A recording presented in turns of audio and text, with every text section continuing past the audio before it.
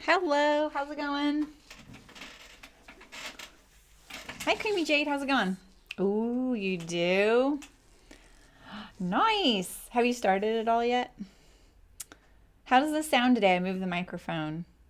I kind of did my old setup. I'm trying to go for better sound. How are you guys? How was your weekend? We got a huge storm here and our power went out at our house, but we have power here, thankfully. So it's all good. Let's see, today, so last time we basically did the front pockets, and I didn't do the pockets in the pattern, sorry about that. And we put the shoulders and the yoke together. So kind of, if you miss that, you're okay. You just need to do your pockets and your shoulders. And then we're going to do the center front zipper, the hood and sleeves. Oh, and the casing. The first thing we're going to do is the casing with the little grommet in it. And since I'm doing the lined version, the casing's on the outside of the jacket, so it's not on the inside. But it is still kind of, okay, good. Thanks, you guys. Hi, Nicole. Hi, Allison. How's it going? So, it is kind of interesting how you have to assemble the casing because personally, I would really love it if the jacket, the draw cord was on the inside of the jacket. And there's definitely ways to do that, but I'd be going so far outside of the normal steps that I don't really think I should do that. Only because I want to be able to help folks. So I'm going to keep it on the outside of the garment, but you don't sew it all the way in. You only, really all you need to have it is attached to the center front seam. So now, but you needed to go through both layers. You need to go through the lining and the outer fabric. Otherwise, I could just put it on the inside, right? But then I wouldn't be able to access it. I needed to go through the lining because the center front and let's see, because we put the zipper on this way and we don't do the casing. Oh, I can't really describe it very well. Hey, Ursula, how's it going? We can't really go about it the way it would work to have it fully on the inside. Because what I would do is just wait till the very, very end and then attach the casing on the inside through all layers, and all you'd see was the top stitching on the outside. And then you could just fold back the casing so it doesn't go to the center front seam, and then that way you could do it at the very end. But I feel like that's just going too far outside the instructions, so I'm just going to stick to it.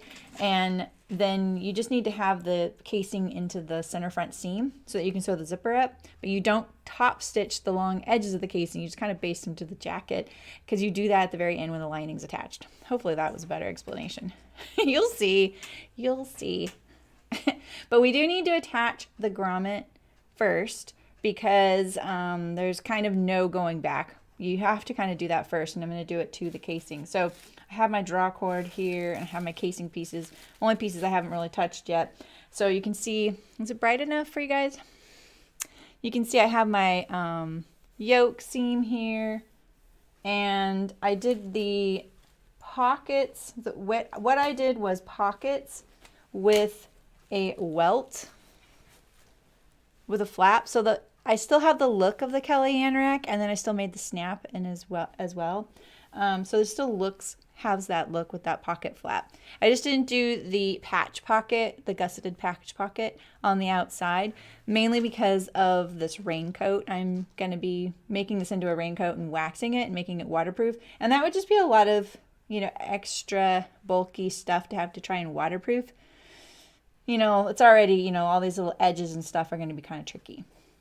So I was trying to cut that down. I didn't like that the flap was fake also on the other pocket. I wanted it to be functional. So, all right. So the first thing I'm going to do is I'm going to attach the grommet to this casing piece. So if you're doing the lined version, you're going to do this onto the casing, because the casing sits on top of the jacket on the outer jacket. If you're doing the unlined version, I'm pretty sure you put this grommet on the jacket itself. So a little nerve-wracking, I'm sure. You got to decide where you want that. And I put this pin here, so I did that right after the stream the other day. I kind of figured out where I want my waist casing to be. So, and it goes in a straight line, so you don't really need to mark all the way around, because your casing is going to be straight and it's going to run a straight line. So I would just make sure you mark your center fronts in the same spot on each side.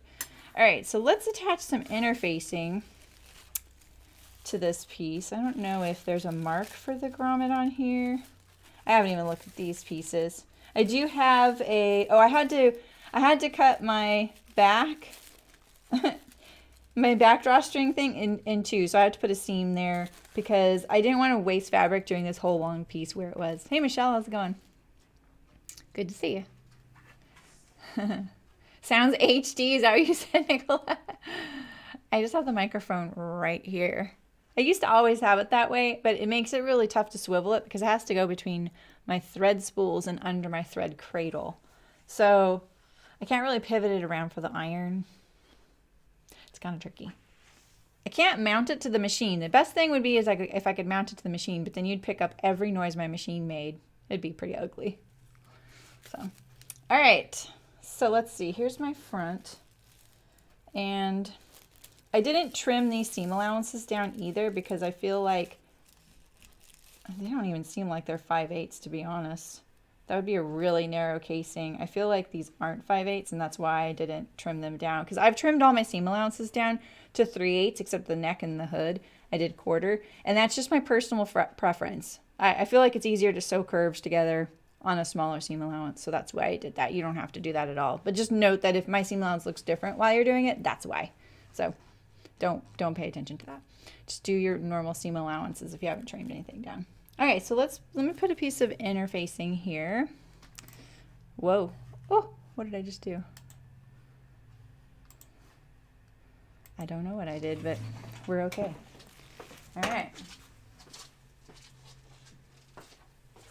You might not be able to hear me as well over there either. Let me get my interfacing piece here. I pinned it to here so I wouldn't forget to do it. Because remember I forgot to do one of my snaps on Saturday, which is really sad. Hopefully it won't affect my snap placement with the pocket either. But you know, I'm just going to do kind of a big piece here.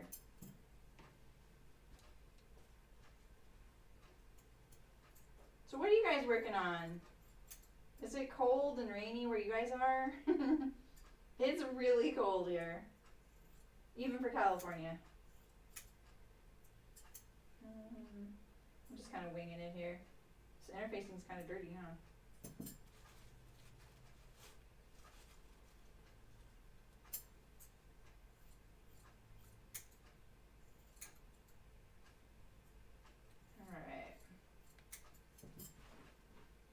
All this stuff so I don't iron it to my ironing board, which I probably will anyway.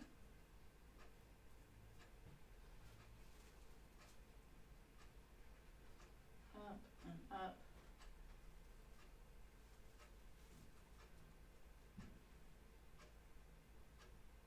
Let's see, I'm making sure I have the left and the right. I should love how complicated I do this sometimes.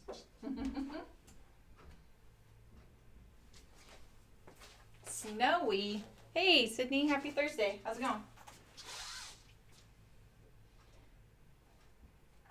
I warmed this up a little bit ago, but it probably needs to warm up again. I like to warm it up like once before the stream so it doesn't take as long. Sometimes I forget. Today I remembered. Oh, nice. Melinda just did the Sapporo coat for her mother. It turned out gorgeous. So is the bust start so that it fits you differently? That's a smart idea. So the armhole, you don't have that gap in the armhole.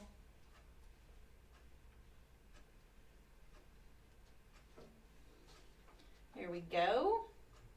Oh, snow. See, we actually did get snow above us, just 4 miles away.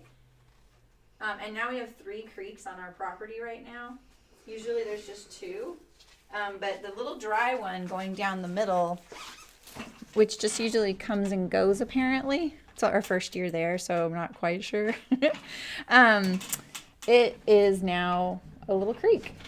And when you walk, like the pictures you see when I'm standing on that little bridge, that's over a little dry creek.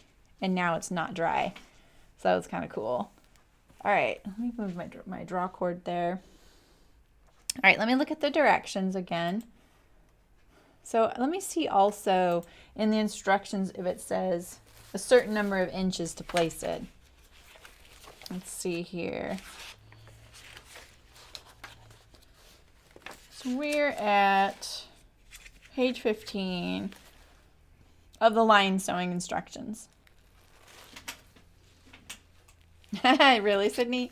That's perfect. When you make something and it doesn't go with anything in your wardrobe. Oh yeah, Nicole, I know that one. Is the Ogden cami on the bias?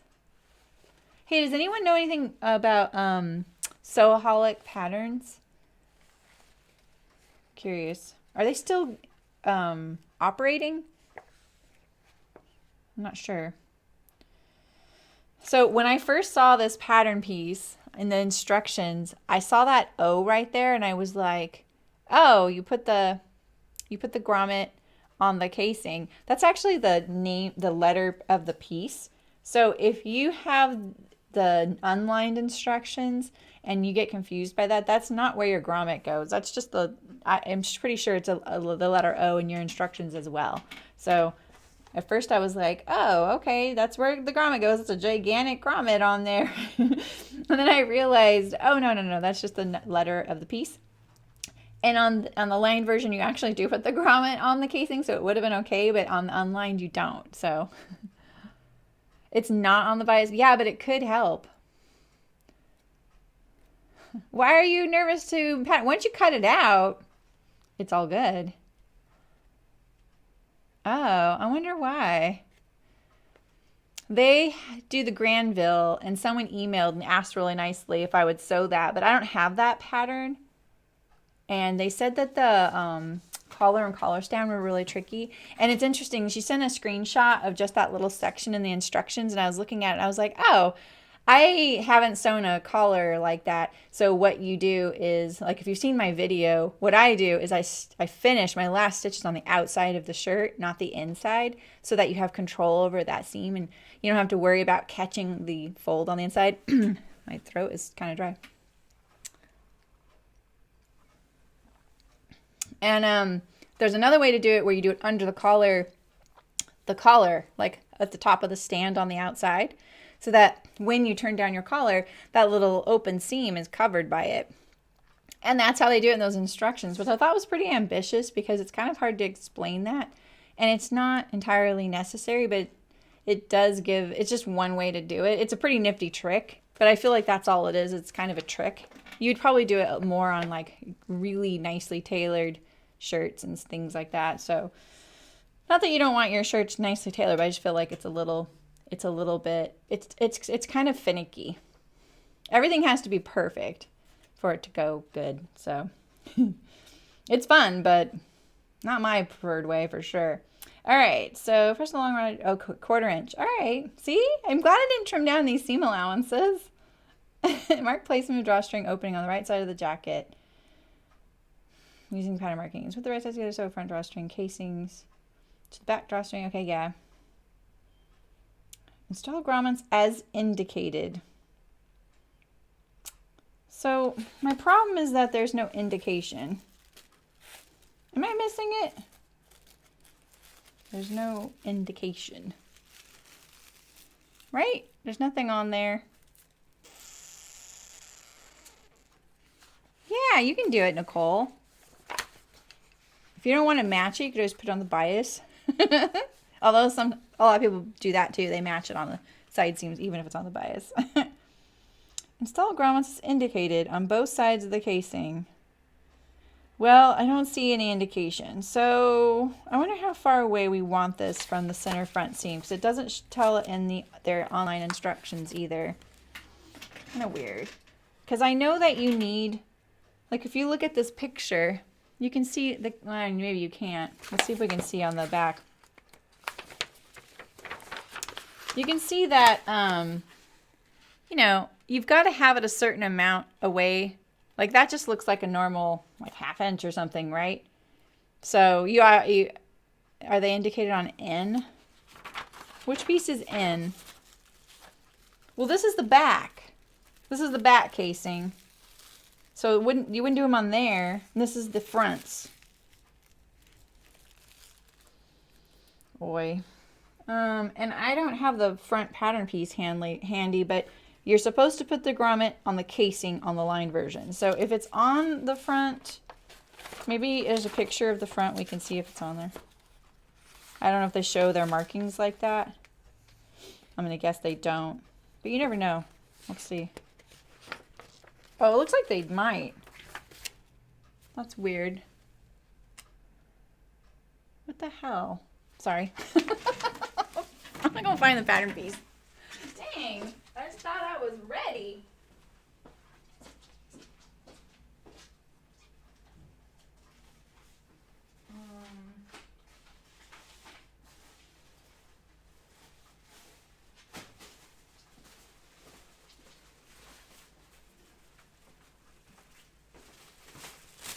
Yeah, here it is.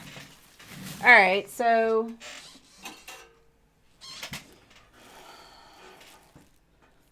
on this right front cut edge, it's 1 5/8 away. So basically 1 inch from your finished edge.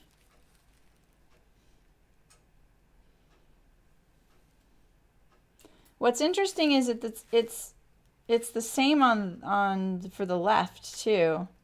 Like would not put that really far away.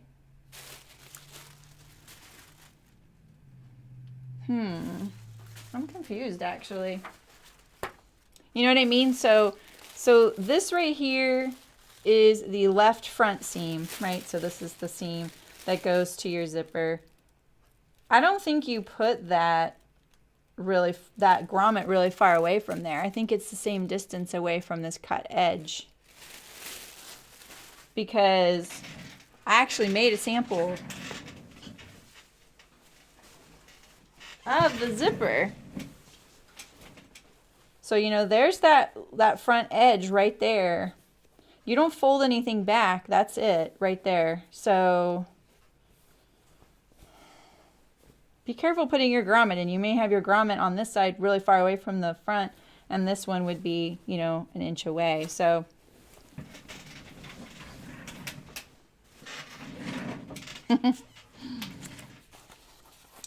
maybe I'm missing something. But but this one is far away. Look at that picture. Okay. I stand corrected. See, look. It is pretty far away. Why is this so hard to figure out? And why isn't it on my grommet, my casing? So I'm gonna assume that, I know why that's far away, because the flap. So the flap's going to close, and then you're going to need to have your draw cord go over your flap. All right, cool. Let's trust it. Let's trust it. Don't you love how I think out loud? This is my thing in life. I always thinking loud no matter what it is, and it's not always a really great thing.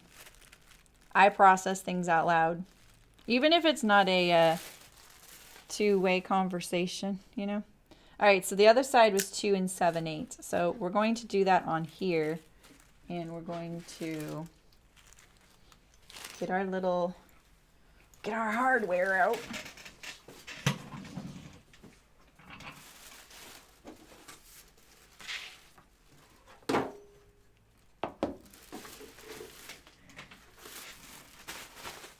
Okay.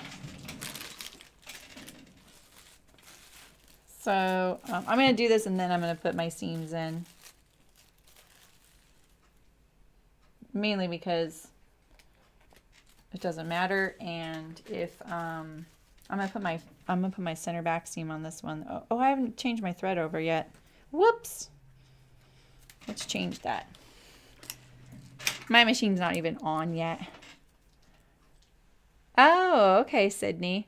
Interesting. Yeah, so when this gal contacted me, she said, I'm not sure if they're still around or not, because I said, I'd be happy to sew it. How do you feel about asking them to sponsor a stream so that we can do that? Otherwise, I'll ask and see if maybe someone like Hearts is interested. And she said, yeah, I'm not sure if they're still around, but I'll ask them. And I was like, oh. And so then I went to their Instagram and I realized they hadn't posted in quite a while. Oh, I just nailed that. I almost yanked it out because I didn't think I nailed it. You ever do that? Okay, why don't I ever have my little fabric sample? I keep throwing it away. This time I rubbed it with oil, so I'm not going to use it. I'll just use this right here. I'll use this pocket example that we did. All right, here we go. I'm just going to do my center back seam here. And I'm going to top stitch it. So I'm not really finishing my seams because of the fact that this is lined. Oh yeah, Allison? Oh, I just looking at those Pietras. They look pretty cute. Terry back stuff. Ooh. I wanted to tell you, Sydney, you know that fabric you said you have that is the same as mine when I made those like lounge pants recently? That stuff's really thick. So plan your project accordingly. Like I can't even get it to go through my serger when it's too many layers. Like when I had the waistband, which was 2 layers, to the pants, fine. But when I went over my pockets, that was really, really thick. And I had to kind of ooch. So be really careful. Plan your project accordingly. All right. Let's put this little notch in here so we remember this is our end. Oh, I don't need to remember that's and I interfaced it. All right, so we have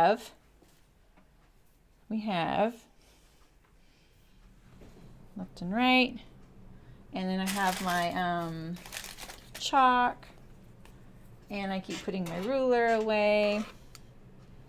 1 5/8 I said, right? And then this one I said 2 7/8. I'm gonna double check. I don't trust you guys.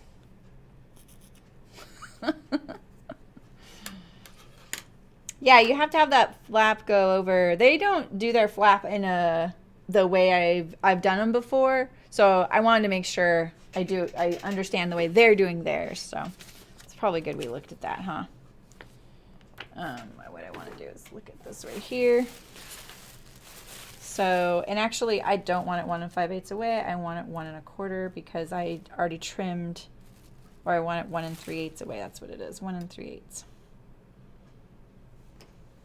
Because I trimmed my seam allowance down.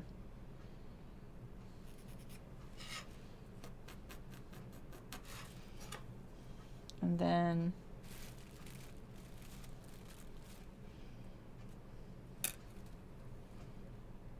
two 5/8 right there. And then I'll just fold it in half. Sorry it's taking so long, you guys. I get nervous about these kinds of things too.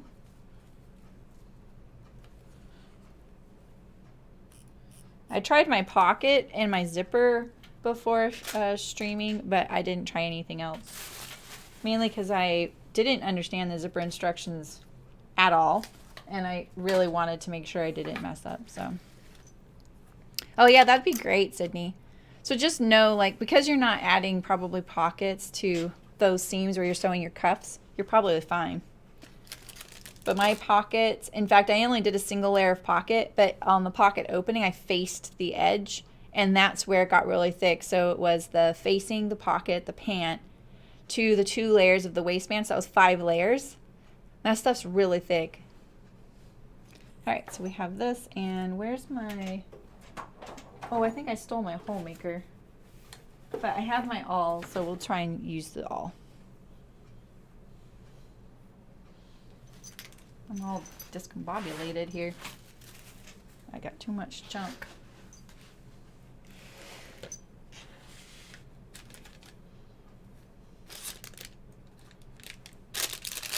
Oh, these are my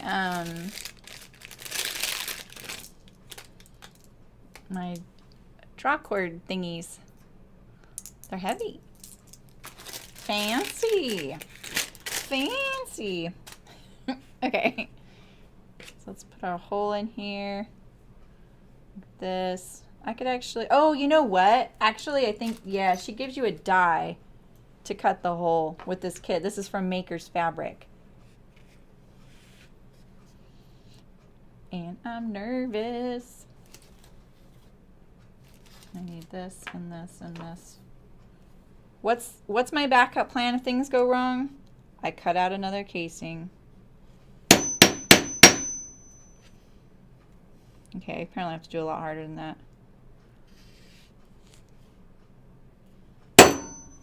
Well, that was hard. Aren't you glad the microphone's not attached to the table now? I'll just cut this off right here. You can see the little line. There we go. And then this one too. Okay. And now let me look at the, so I just Googled Grommet install Kelly, and I got the tutorial on the Closet Core website. Let me use my words. Okay. All right, so we got the hole. Okay, so the short tube on one end goes on the right side of the fabric. So here's the right side of the fabric, and this is my right side. Okay. While the flat washer goes on the back. Place the grommet through the hole, and then lay the washer on top of it on the other side of the fabric. Okay. All right. Huge pictures on here. It's great. Now insert the anvil with its attached post through the grommet, right side facing up. Right side facing up. What is that? It doesn't show right side facing up in the picture though.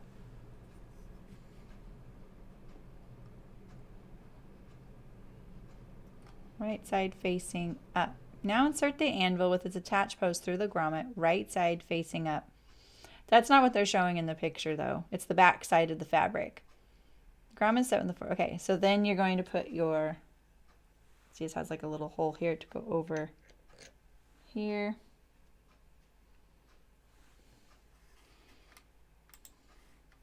Okay, ready? Are you ready? Okay. Beautiful. Very nice. Okay, let's do our other one. So then the one with the tube goes on the right side of the fabric.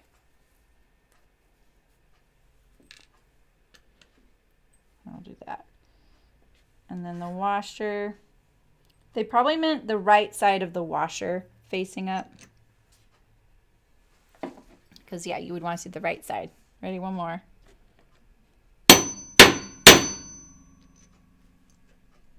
Okay. Did it. Woo, woo. All right, here we go. Let's get to sewing now.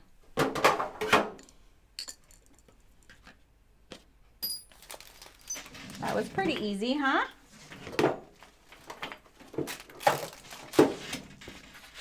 I don't think I've done that in, I think I've done that maybe twice in my life. And I think you get one extra in the kit to practice with, and I was too worried to use it to practice with because then I was like, what if I need it on my final project? So these were my practice ones, but those turned out really good. And there's the back. Okay, so I gotta remember that this is my right side, this is my left side, like that. All right, so where's my front? So then I'm gonna iron along this 1/4 inch edge here.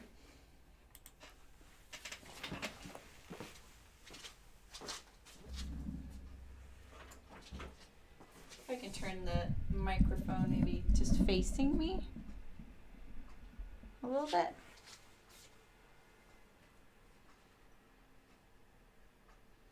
You gotta be able to get past this grommet when you go to sew your casing. You can use a zipper foot if you need to. I sort of wish I would have used 2 layers for this casing because this fabric is so lightweight.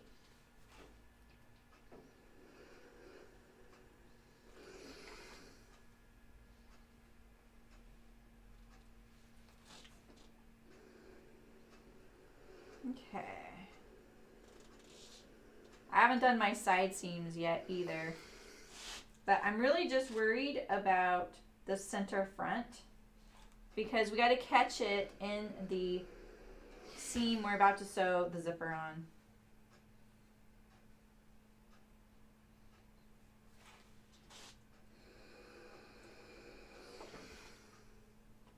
All right. Yes, I could probably do a lot more ironing on that, but by the time we actually get to the point, hi Nancy, where we're stitching it down to the jacket, all that ironing is going to be gone. So, no need. All right, and let's sew this together.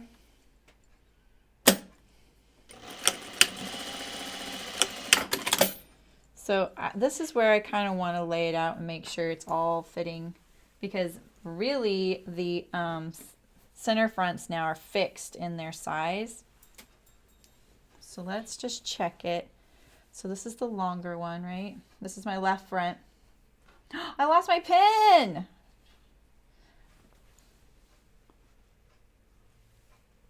I can't see where it was. Oh man. I gotta find my placement again. Unless it's on this side. Maybe was it on the other one? No, I did. I lost my pin. Shoot. Okay. Let's find the placement of my casing again.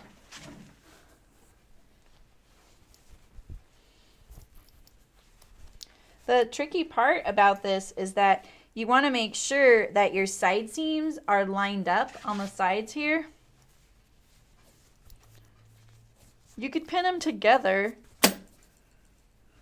but you'd want to make sure that your side seams are lined up so that you know you're putting the waist in the right spot. I can't tell what I'm grabbing here.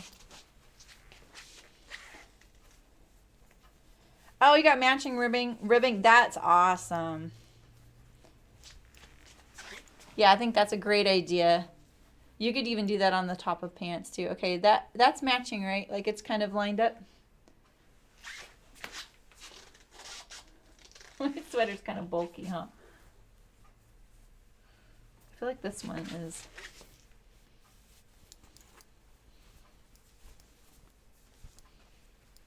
I got a lot going on here. All right. So where would I want? I'm looking at the bottom. You know? So I want it about right here.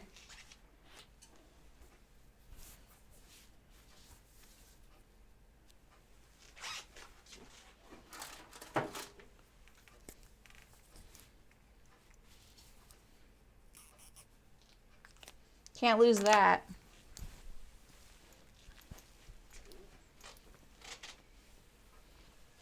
Jeez Louise. I don't usually wear this shirt under the sweater. I wear something that's more structured. But it was so cold in my house because of the heat being off, because the power went out, that I wanted something instantly soft and warm when I put it on, not a cold button-down cotton shirt. Like I was being such a baby. All right, so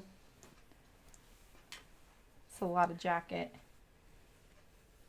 All right, here's my chalk right here. All right, so this one is my shorter hole, and it gets lined up like this. So I'm going to center it over that line there, like this, and I'm going to line it up with the raw edge here. But you're going to turn under these edges, and you really want to get these edges perpendicular to the center front because you're actually not sewing them yet. So You could baste it in place, but I didn't really understand what they meant by basting it in place. So I'm just going to pin it a little bit or clip it. But you want to make sure that this is perfectly straight to the center front. And you turn under your edge. To brighten it up a little bit. Match up the pocket. Oh, you're so smart, Michelle. That's why we keep you around. Just teasing. Let me brighten it up a little bit. Please let me grab this. Why won't it let me grab it? There we go. It's kind of hard to do. I was looking at myself in a window this big on my computer because all my stream stuff's underneath me. All right, so you see how this is lined up there. So make sure this is perpendicular to that. Now, you could sew a little bit, but you have to stitch this. If you're doing the lined version, you have to stitch this through all layers, including your lining. So you can't attach this to the jacket yet. That's why I think this is a really odd construction. And so there's the side seam there. I just wish I had more space. I feel like I'm not being very accurate because I don't have much space here on my table. So I'm going to match this edge here to the other side.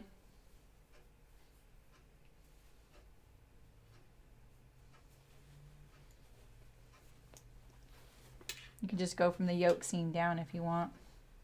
Just like this, so that my casing perfectly lines up across from one another. I'm actually gonna go all the way down to see how this side has the interfacing in it. It's a little shorter already because the linen is relaxing. Yikes! That's not gonna be fun to sew.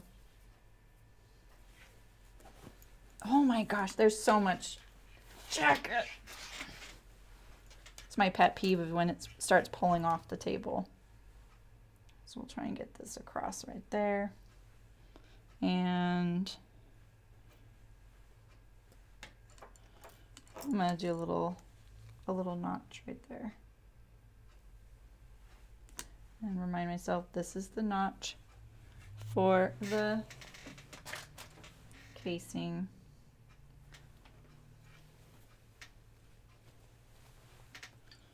And I'm going to attach this side. Just like this.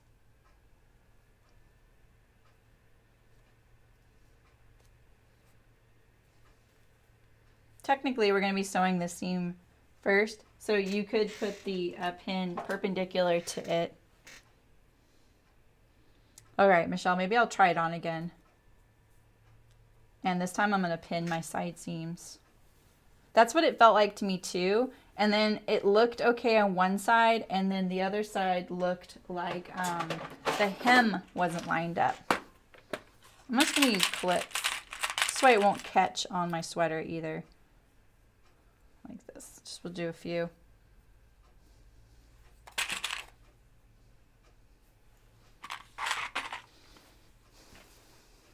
It takes so long to get to the sewing of this jacket every time.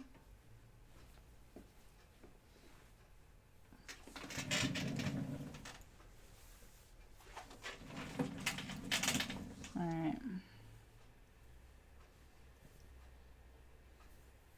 I'm really excited to do the zipper. I think it'll be a little finicky because my fabric is relaxing, and look at how thready it is. Ew. Ew. I can't, Ursula. I mean, I could, but I'd have to modify it too much. I'd like to, but I'm not going to.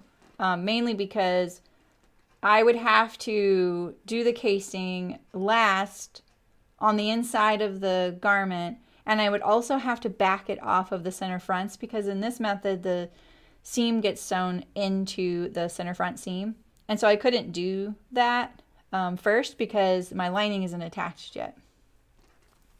I thought it through a few different ways, and I was just like, you know, let's just not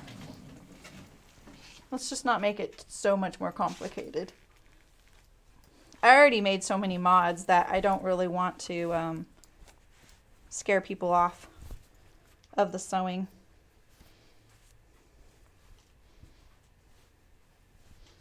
Did I lose my... Oh, okay, the clips was a bad idea. The clips did not hold at all.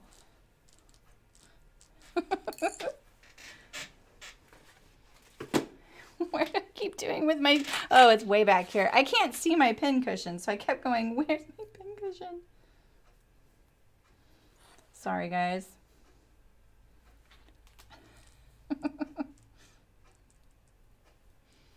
All right, so it's because this fabric is so open. All right, let's see here. Let's do this side again.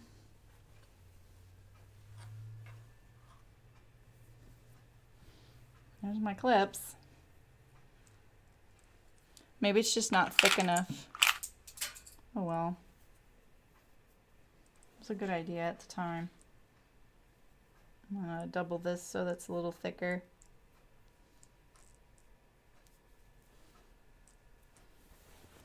This is why I did the clips, is because the pins I know won't stay in very good. You blame Ray. Is she here somewhere? She's probably watching.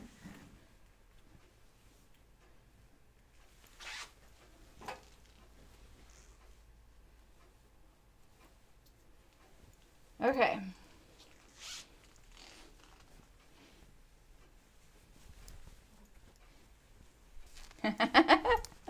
Hi Ray, how's it going? Okay.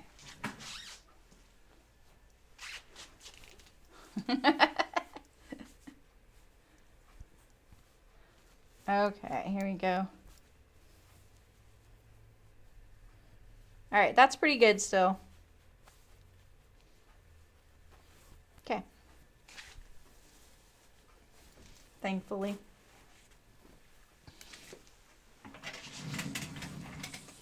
All right, I'm gonna lay this down and see, is my seam lining up with that? Cause see, look how far that away, that seam is away from mine.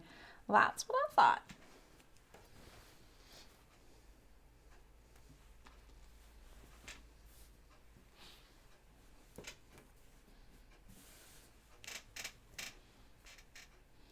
I need to go to my table, or maybe the ironing board. Let's try the ironing board. Possibly snoozing. Nice.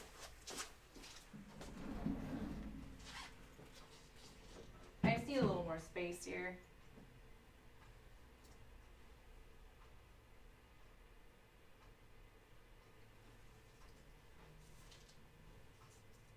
Alright, so my notch, there's a notch here at the waistline here, but I don't see one over here. I thought there was one here. Maybe not. Okay.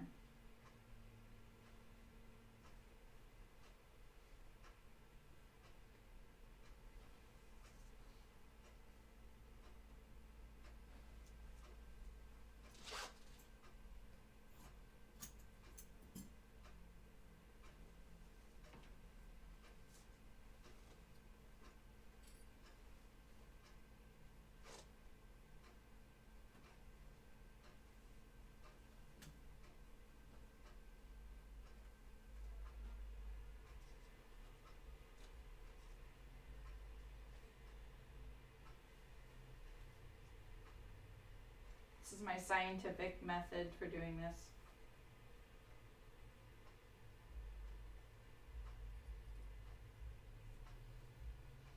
Boy. Going to mark this side seam. I'm making this so complicated. I'm really sorry.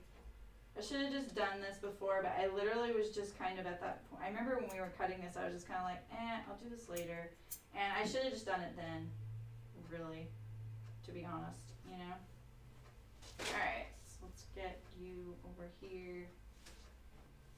And let's check out where you are and see if it's in the same spot. Partly because my linen's probably relaxing a little bit, and my seam allowances. I trim my seam allowances, Michelle, on this edge and this edge, but I didn't trim it on the casing. Ooh, it's really bright. I put the autofocus on this camera. How does that feel, you guys?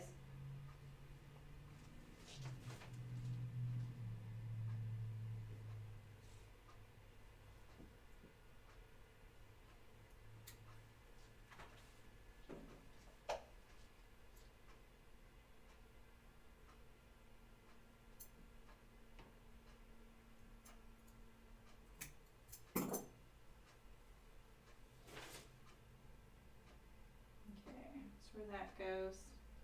And see this side's not going to be as far off because it's the side with the extension. Oh, that's why, Michelle. The right front has a chunk that's cut off of it. That's why. And my seam allowance adjustments, that's why. I'm going to do a couple pins. They're just not going to stay in there, I know it.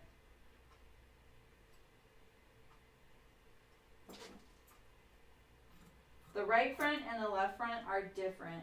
You have to cut each piece to match. Point of a pain. Alright, so now I'm going to see where this one was marked and see if they end up in the same spot. You know, because we think we're feeling confident about the lottery today or something. I'm not sure. But I like testing my math this way by going, okay, so if I had stuck with that, well, that's not bad. Okay, cool. All right, so now I'm going to test the width of the back. Just so I can get my side seams sewn on, but the thing is, like I said, you cannot stitch this down yet, and it's just going to be in your way the entire time you're putting your jacket together. So part of me just wants to wait until the very end and assemble it. Does that make sense? Oh, now the back is too small. What the heck? Why is the back too small?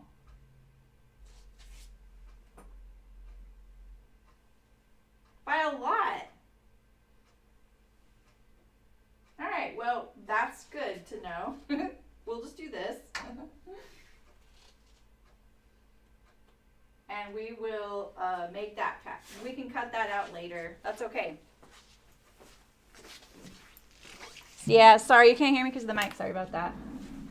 So, the reason that front was so far off was because there's a right and a left front on all the pattern pieces, and you have to trim off this chunk. It's this amount right here. It's like 1.25 inches off all of the right front pieces that sew to the right front. So that's why, and plus I trimmed down my seam allowances, so that's why that was so far off. I'm not sure why the back was so far off though. The back was the reverse, which is kind of weird. So, but like I said, you're not attaching this to the garment. It's going to be in your way the whole time. If you can baste it on there to keep it out of your way if you want. You just need it at the center fronts. It's kind of weird. So I'm just going to make a new piece that goes across my back later, and then we'll attach it to the casing. So let's do our zipper now. Now that we know we're in the right realm. So one thing I want to look at is how much my left front has relaxed, and I think I'm going to put a stay stitch in there to kind of draw it up a little bit.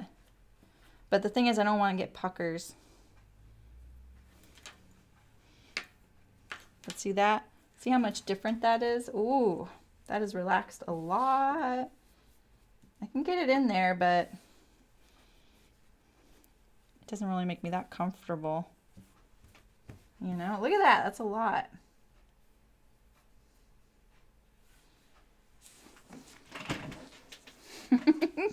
That delay is so funny.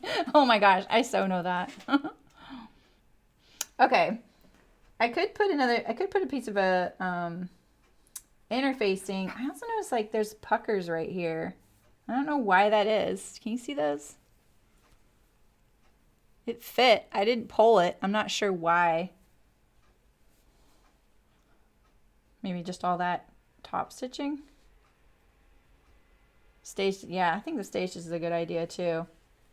Especially since my yokes are on the bias at the center front, because I did that whole thing with removing my shoulder seam. All right, so let's just put in a stay stitch. Why not? More like a sit, stay.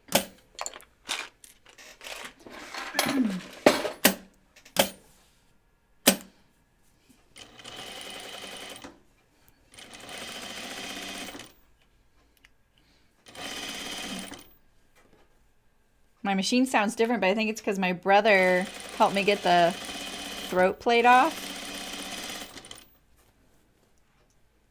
It's fine, right? It's fine.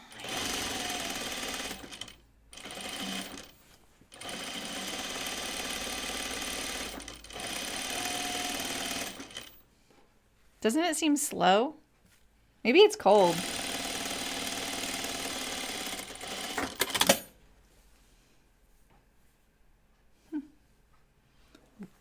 Boy, help us if we have to remove any stitches, because it is so hard to see on this navy blue fabric. Exactly. She is always funny. Okay, I'm not going to pull that. Bad idea. Bad idea. All right, so now at least I have that secured there as well. And let's just sew this one down too. Get rid of our pins, you know.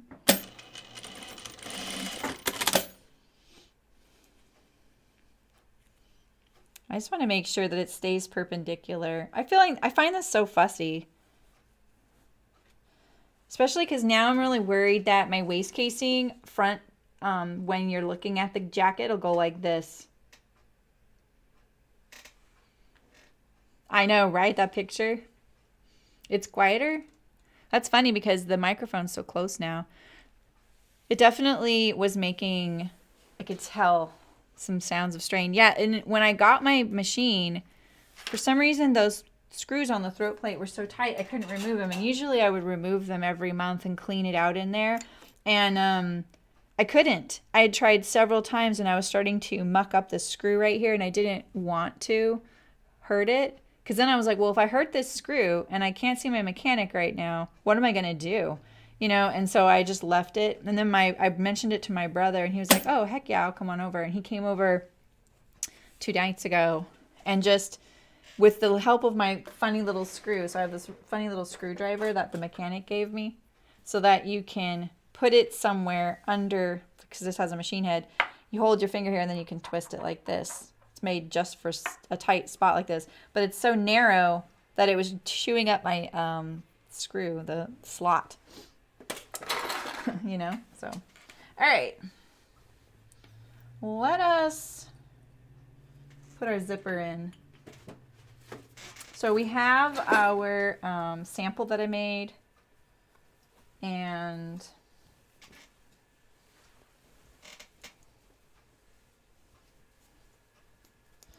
we have our sample that I made as a guide.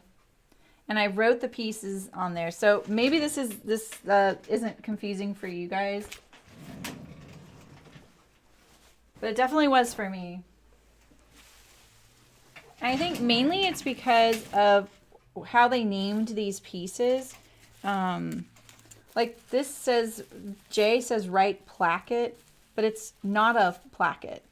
And then this one, bottom right facing.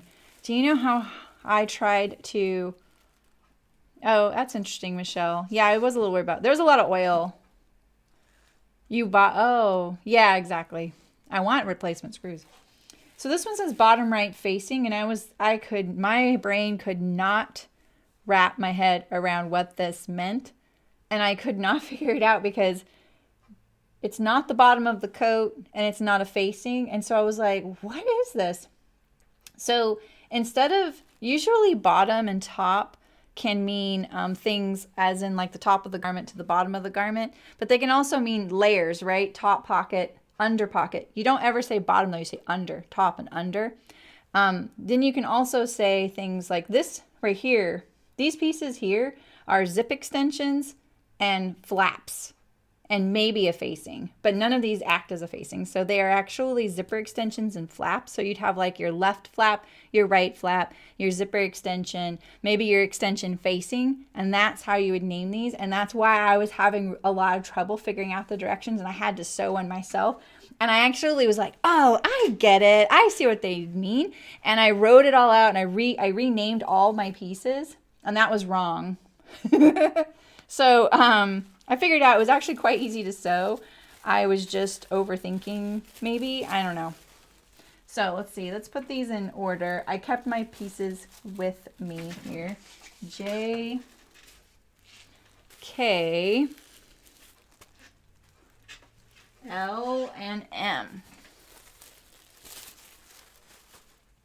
And then I wrote them on my sample here so I wouldn't forget.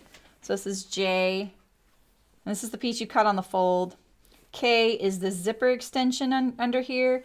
L is this would be the extension to the lining right here, because this piece gets sewn to the lining. Or you would call that maybe a facing. You'd probably call this the right front lining extension, or zipper facing, maybe. And then on this side you have M, and that is the piece that extends beyond the zipper here, and it's your under flap. And this one, the reason I got really confused on this one is there's a fold line on this pattern piece right here, and then this will sew to your lining. So yeah, there are. I mean, it's not like there's industry standards as in someone said, these are the standards for naming and writing pattern pieces. But the thing is, there are some inherited standards that have just traveled down through production. And sometimes it could be a geographic thing. Like on the West Coast, we might say, you know, whatever. And on the East Coast, they may say something a little differently. And that's really understandable. I actually took this class last year it was supposed to be about plus size and curvy sizing and pattern drafting. And I thought, you know what? I'm going to see what this course says. I'm kind of interested to see what they talk about and how they're addressing it, because what I learned was, 25 or 30 years ago. And maybe I could pick something up, I spent $200 on the class. I got it through the Alvanon Form site. I think it was Motif. It was so bad. It was so bad because there was no information in it. They kept repeating about how great curvy sizing is. And I was like, yeah, I know. That's why I'm here. It was almost like they were marketing it to me that my company should start incorporating curvy sizing. And that was all they talked about. And then they had quizzes. You couldn't keep going in the course unless you passed the quizzes. But the terminology was terminology I'd never, ever heard. Like, I have heard different terms for certain things. And that's fine. And I know how to, I'm like, oh, I know what they're talking about. That's fine, But I had never heard some of these terms. And I was like, what is this? What is this about? This isn't something new and newfangled. I'd never heard it. So I couldn't finish taking the course. And I finally wrote something on there. They never contacted me or anything. But I was like, this is going to be great. This is going to be such a great thing I can learn. The pattern drafting section was like 8 minutes long and had no pattern drafting in it. And I was like, what the heck? And then it just carried on with the whole, why you should incorporate curvy sizing in your patterns, and I was just like, okay, I'm done. I didn't want to waste any more of my time. So the whole thing of industry standards and issue, things like that, there are. And that's why I was pretty disappointed in that, because I was like, I have never heard these terms. I felt like maybe they were terms used internationally, and that's why I'd never heard them. And I thought, well, fine, that's fine, but then just tell me what they mean. I'm not a stickler for lingo. Like, as long as I understand what you mean, that's fine. So, but these things are usually kind of standard. So, whatever, it's fine. We figured it out. And I always suggest that if you don't know how to do something, cut and sew a sample and then make it work until, you figure it out. Yeah, exactly. What really irked me was that I was getting questions wrong on the quiz. I wish I could remember some of the terms they were using, because I was like, it was kind of like this, like, not these kinds of terms, but kind of like top can mean up here, and it can also mean top as in a layer. And it was that kind of thing. I was like, well, I wonder what they mean by that term. Do they mean this or this or this? And so I would take a stab at answering until I got it. And I'm like, oh, okay, now I know what that term means. And I was learning by taking the quiz and getting wrong answers, which really started to bug me, that I was just getting wrong answers. And you can't pass until you get 100%. Like, you can't keep going until you get 100%. And I was like, this isn't the way you teach people by failing them. I know, $200. Yeah, so whatever. All right, let's do this. Okay, so let's see. So I'm starting on page 16 of my things here. So the piece J, which is that really big one you put on the fold right here. That has the markings for the snaps as well. We're going to fold it right sides together, and we're going to sew across the bottom hem your seam allowance. And let me make sure I trimmed mine here. Pretty sure I trimmed this, so I know that I don't do the wrong one. I did shorten mine by 2 inches. Right? Exactly, Michelle. But the thing is, this was an online course. I couldn't ask anybody anything. They kind of say that you're going to have that kind of engagement in the course overview. And I actually thought about it for like 2 or 3 weeks. You know, I was like, do I really want to spend this much money? This is probably all stuff I know. You know, maybe I don't, need to do this. And then I was like, you know what? No, there might be something, a new way to do something or a new way to think about it. And so I was like, and I was thinking literally like this might help people in the stream. And then, so I did it. And then and I was like, okay, I hope I can actually make the dates and everything. And then they just sent me a link. All right, here's your course. And I was like, oh, okay. All right, so sew across your hem, your 5/8 inch seam, pop it to the right side, get your corner nice. And then you're going to press it, and then if you like, you can sew inside the seam allowance, tack these 2 edges together. All right, so let's move this guy here. I need a better place to put things right now. All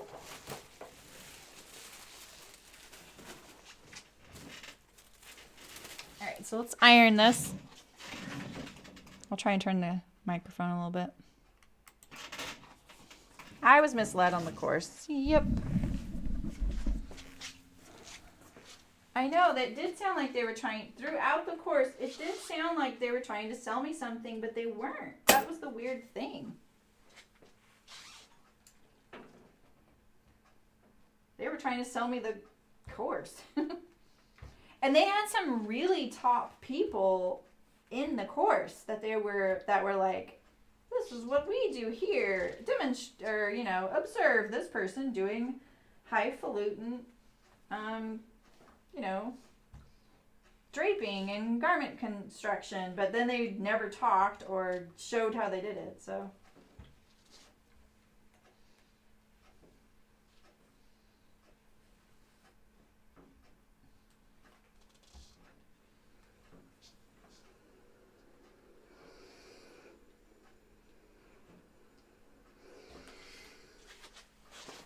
All right, so this piece was interfaced on 1/2.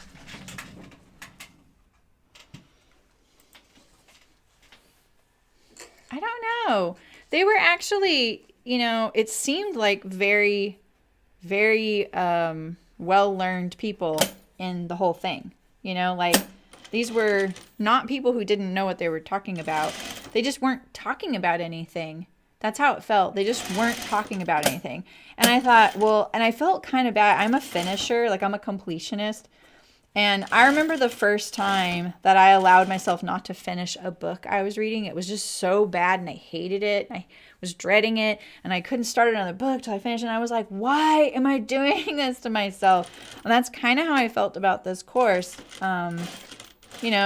It ended up being a really fast course, and I was like, okay, this is fine. I'm making my way through it, and I'm excited. And then when I just kept getting like all of a sudden, I was like, that was it. We're at the quiz, but we didn't talk about anything. Is curvy sizing a good fit for your business?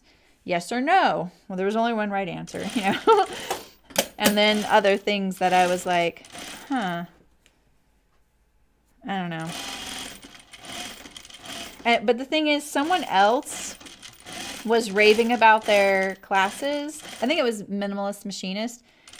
I'm pretty sure it was her. She had this post, and I was like, that's so interesting. Or maybe it was Lady Grift. It was Lady Grift who talked about it. And I was like, that's so interesting. I had such a bad experience with it. And now I feel really bad. And I really felt bad that I'd never finished it. And I kept thinking, what if all the stuff was at the end? And I was like, but why wouldn't you just put that at the beginning? Yeah, like they were, you would see her like with her plus size dress forms there. We have plus size dress forms. Maybe it was a mechanism to sell, and I thought it was done by Alvanon, but it wasn't. Alvanon's a dress form company. I stopped following them. I was like, nope, you're not fooling me again. I got a little tuck in my stay stitch there because only one edge is interfaced. I was really trying my hardest to keep this fabric from doing that. You saw me using my awl. That's what I was doing there. So easy to happen, especially with this linen, you know. Oh, by the way, speaking of linen, this the materials part of the materials in the pattern are all sponsored by Hearts Fabric. So big thanks to them for giving me this project to work on. Oh, I have a bunch of tucks here. What the heck? Let's just get rid of these. This top layer is the layer without the interfacing, so that's why I was getting that kind of thing. Yeah, I kind of am curious to go back and check it out, the course, but then again, those quizzes were really bugging me. I'm so open-minded. Like, I am not above learning things from anybody. I do not feel I am the expert. There is information from all sources you can learn, and all different, you know, industries and stuff like that. And so I feel like that's, you know, you can't close yourself off to that because you're nervous that you didn't know enough, you know, and you are like, what if I learn I'm not as good at what I do as I thought, you know, like you will be if you don't kind of keep up with how people are talking about things and doing them. And, you know, we talked about all kinds of sizing in college, but it's not like I got a job in that. So I never got to put it into practice and learn all the like subtleties of the things you do and don't do on a regular basis. And that's what I was kind of hoping it would be about. And I made sure that it had this whole pattern drafting component. And the pattern drafting component happened and it was done. And we were going on to the next thing. I was like, oh, that was it? I kept looking at the course information going, is there any other opportunity for that? Nope. So I moved on. All right. So we're going to line up this on the right side of the garment, right side as if you're wearing it. And we're going to stitch it down. Let me show you what it's going to look like.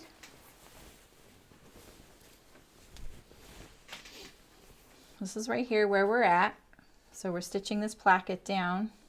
Personally, I really like it when you stitch these kinds of things all at the same time, because then you don't run the risk of having a line of stitching showing, like, because you missed it from the other thing. You know what I mean? So you could, you know, assemble the K and the L with the zipper and then put it to the flap and then do this whole seam at one time. And then you don't run the risk of, you know, sewing J on there and then sewing K on there, and then you accidentally don't catch in the seam, and, you know, then you're seeing stitching like that, just like that.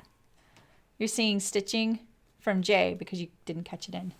So I recommend that, but I'm going to do it the way they're doing it in the same exact order. All right, so we're going to put this right sides together. This is not the center front. That is a side seam. Here we go. Wouldn't that be really not funny if I did that? So to the side seam, be like, why is it so long? Sydney, that's right. You feed your kitties at lunchtime, don't you? That's funny. All right, so line up those edges there. This whole edge is going to get caught in with the hood, so don't worry about it. It will get finished. I also think by putting that K assembly on top of this, I would prevent getting any more of these little tucks, because it would, the presser foot would be gliding over that fabric and not pushing on mine. So I'm going to line this up down here. I think you do this 5/8 above your seam allowance there. because you need still finish this edge right here. So you're going to line up this flap down here at the bottom. What is this right here? Why is the camera over there? What happened? So you need to put this, your 5/8 inch away above this right here, the seam allowance. So I'm going to pin mine because this is my non-negotiable spot. And you could pin this, I think, matching up the notches. So see how mine's a little bit loose? I'm going to have to ease that in there because of the linen relaxing. Everything else is smaller now because of the interfacing and the linen not having the chance to relax. It's going to be tricky. Maybe I should have put that stay stitch in right after I cut it. Never a bad idea.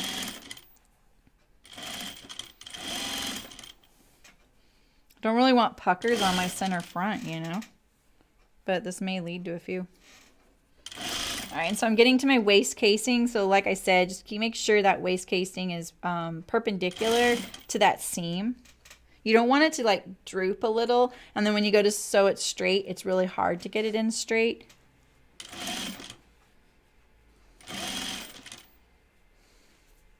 You can't just lower it.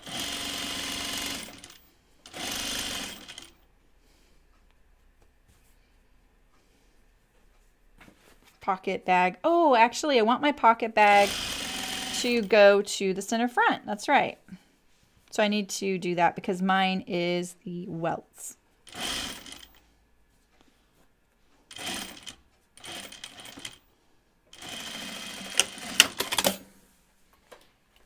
So actually, I'm gonna line up my lining here and tack it so I catch it in there. Barely caught up there at the top. And I'll still put these pattern pieces in the Patreon for you guys if you want a welt pocket you can attach to any garment.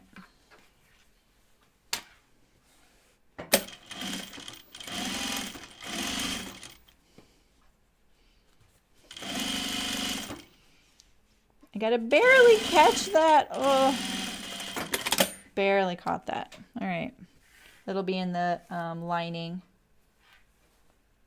I think I can catch it a little bit more right here. All right. Get rid of those pins so they don't stay inside my jacket forever. That wouldn't be good. All right, we can put this one here.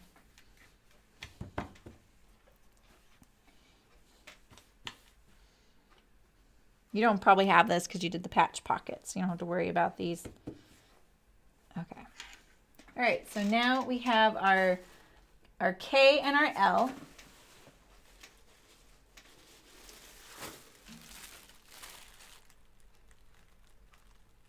Yep, K and your L. Now your zipper, you gotta get your zipper now too. If your zipper is too long, you want it to go, the longer extra part go up to the neckline. That's right, Nancy. You keep them as like a reference. It's so great. I do that too. I used to do that with a zipper fly. I had one for the longest time from a pattern that I just used. So if your zipper is too long, put the extra length at the top. What's that? Oh, hello, Rebecca. Thanks for subscribing. My little corgi dropped down there. If your zipper is too short, just make sure you line it up at the neckline. It's okay if your zipper is too short at the bottom, like they say in the instructions. It can be a couple inches too short. You don't really need your zipper to go all the way down to the bottom of the hem if it doesn't. It's okay. You know, we have those jackets sometimes that, you know, there's like a little bit of a gap there at the bottom. That's okay. All right, so let's get your K and your L out.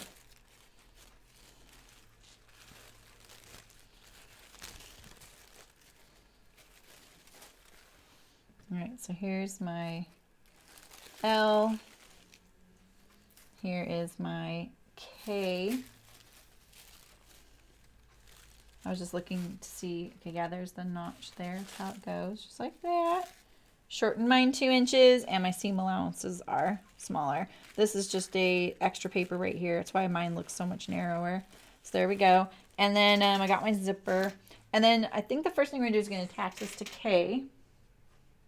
But I think I'm gonna do it all at the same time, just preventing that thing I was saying about with the stitching lines. So let's take our zipper out. And so this is my right zipper right here as I'm wearing the jacket. Here's my K. Making sure I do it exactly the same. I'm gonna put this right side down. Let's see, where's my zipper at? I mean, it's almost there, so we're going to shorten it a little bit. It's gonna be a little shorter.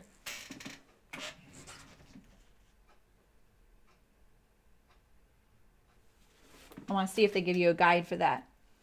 Your zipper teeth should start 1/8 below the seam allowance so they're not caught in the neckline, but you can remove them with pliers or be really careful when you're cutting, when you're sewing around it. Oh, nice, Nancy. I don't know the Casey code. Who's that by? And your zipper stop, which is the bottom of your zipper, should be at least 5/8 of an inch from the raw bottom edge of the facing. So basically the seam allowance. And in the picture, it shows it lining up, but I don't think that's what they mean. Oh, sorry, so bright. So bright. But the in the picture, they show this zipper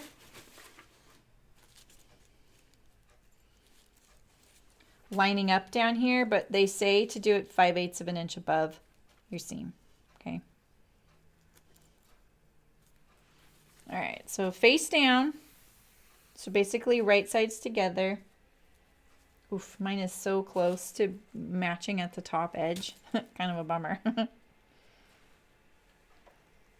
I'll probably just sew between the teeth like I do on a zipper fly. Oh, by Style Arc. Okay, cool. Now you can stitch down your zipper right now. You need a zipper foot. Go for it. I'm going to do my L at the same time so that I do this whole seam at one time. Just like this. So I'm going to put it right sides together. There's that little curve, the little whoop-de-doo right there in the L.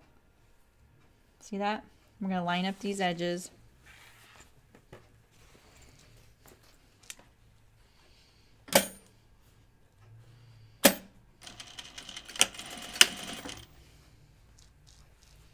Now you don't want to sew too close to your zipper along the teeth here, and that's because you need your zipper pull to be able to travel by the zipper. So don't get too tight in there. I am not using a zipper foot. I have one, but I'm going to see if I like this without having to use my zipper foot. I'm going to pin these together, but the zipper pull's kind of in my way here, so that away.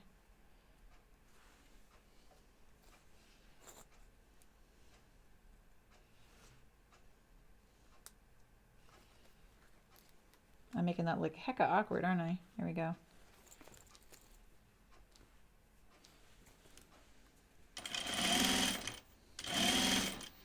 And I'm just trying to keep all 3 of these layers lined up. My machine, and maybe yours does this too, will push the top layer a little bit toward me, and so I'm always trying to push it against it. It's pulling the under layer and it's pushing on the top layer, so I'm just kind of feeding it in there. Stay stitching that would have helped, but it also gives it an opportunity to stretch it out or bind it up, you know, it just depends. Depends on what kind of stuff you might have to deal with today. Let's see if I can get my zipper pull past this. There we go.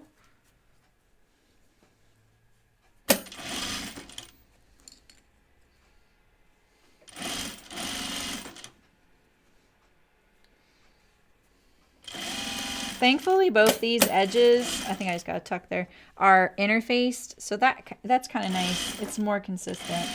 But you can see this one's a little longer. It's not, but it kind of acting like it is. All right, so there's my zipper stop down there. It's not really a zipper stop. It's the entrance to the separating zipper down there. You need a separating zipper for a coat. So there we go. And then this is the right side like that. Show you on a little bit lighter. This is what we just did right here. And it's going to be that edge that sticks out. Okay. And then this flap is what we already attached to the jacket. Okay.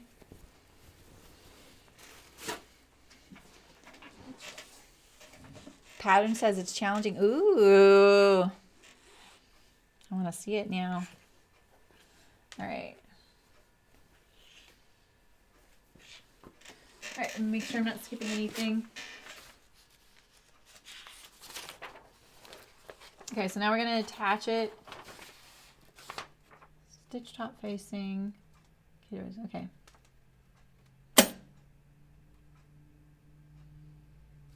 I find that the sketches are really hard to see what's happening. All right, so now we're going to fold this back on itself, and we can press it if we like.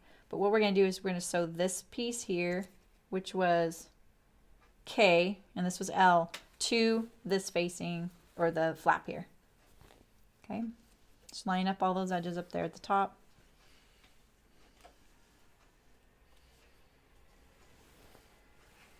It's online. Oh, okay. Oh, neat. You're using a wool blanket for a muslin. That's great. So now, this seems a lot longer.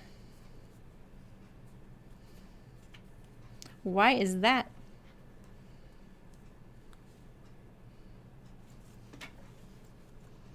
It's fine. Okay. So now remember, you want to make sure this original stitch line from this flap that we already attached to the front, that you're sewing all that in there. Otherwise it'll show. Hence why I would have liked to do this all in one step, but there's risks with that too, you know. Okay, so I always get it going and then I start lining everything up.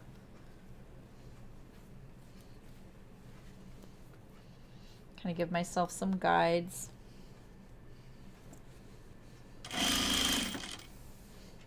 Keep that bottom layer flat.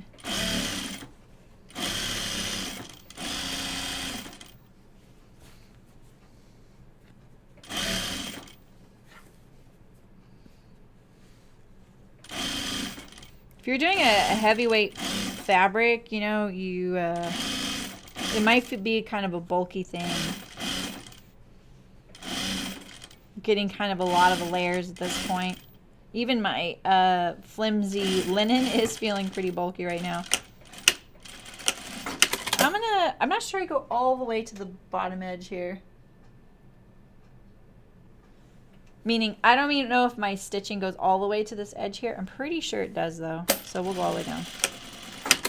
All right, let's get rid of these pins.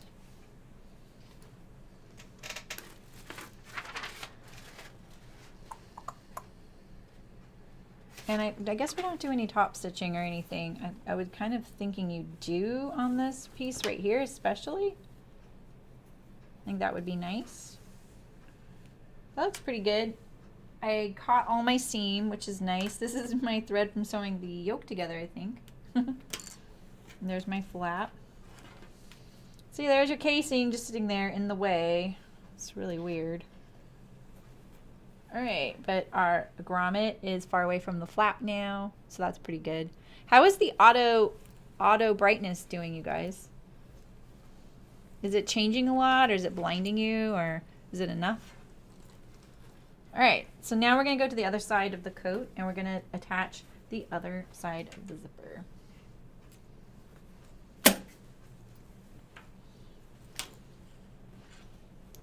Okay, so we have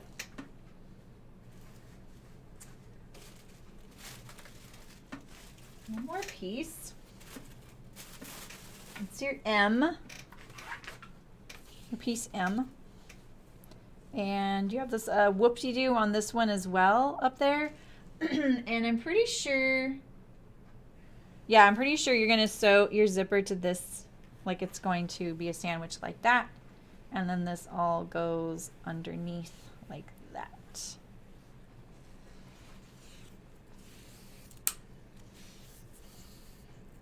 Oh gosh, Sydney, I know that feeling right now a lot. All right, so let's make sure I got my zipper correct. I don't think you actually can put it in wrong unless you put it in upside down. So I don't think you really have to worry about it, but just make sure that this is, my right side is facing up right now, and I'm going to put it face down. And this is something you want to make sure that your zipper is going to be lined up this way across the jacket. So let's make sure we're positioning it in the same spot that we did on this side.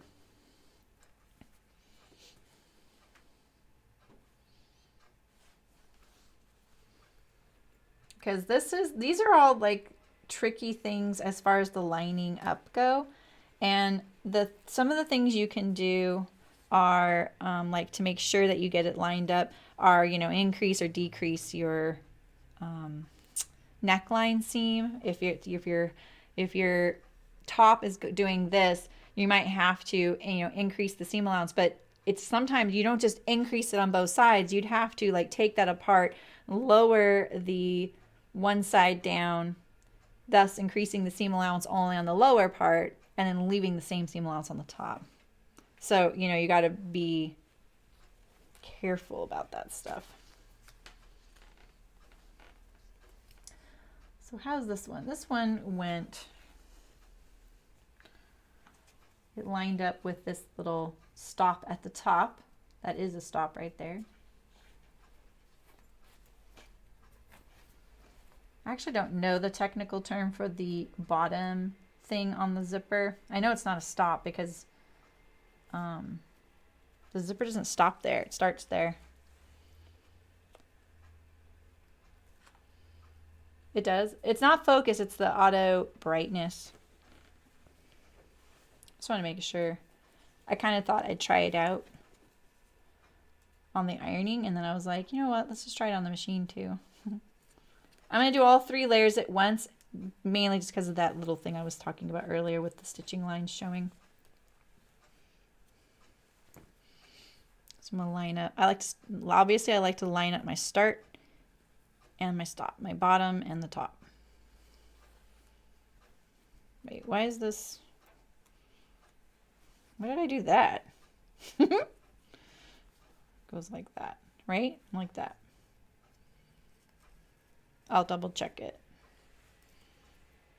I'm pretty sure I lined this up so that it was that seam allowance, same seam allowance at the bottom as the other side.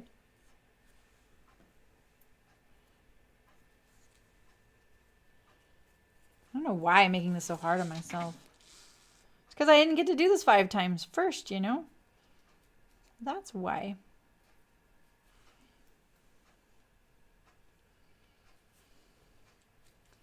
Yeah, exactly. So I'm trying to keep that covered sometimes when I see it. Okay, so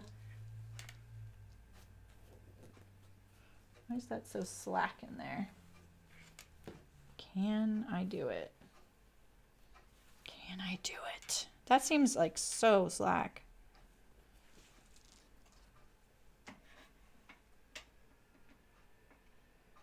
That's what I gotta do. This is the side with the interfacing, so that's probably why. All right, so this side's okay. It's the zipper that's slack though. What the heck? Okay, we got this, right? So I'm just worried that my waist seam isn't gonna match. I mean, the good news is your flap kind of interrupts it, but it's gonna still be kind of obvious to the eye if it's not lining up. You can line up all your notches. Wait, where'd my notch go on here? Was that it? I actually don't see. Oh, there it is right there. There's the notch for these two, but is that where the zipper goes? Look at how much zipper. Look at how slack the zipper is there. I don't like that.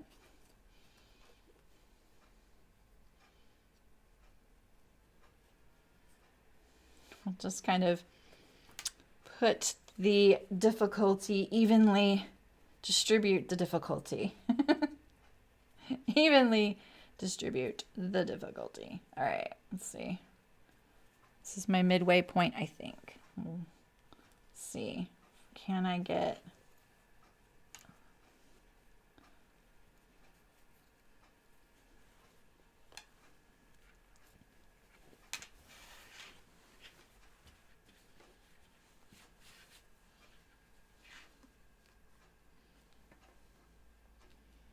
Should have just tacked my lining there.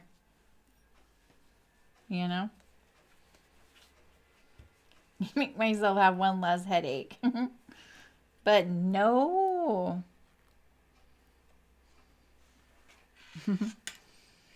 Okay, let's see here.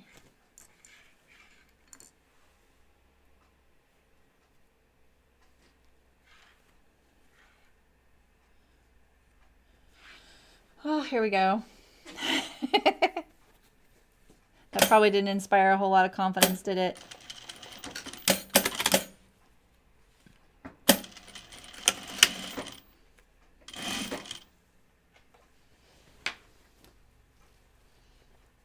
Here's my zipper.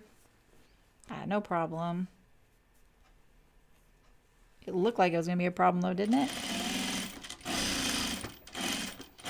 And plus my yoke seam. Oof, I hope my yoke seams match.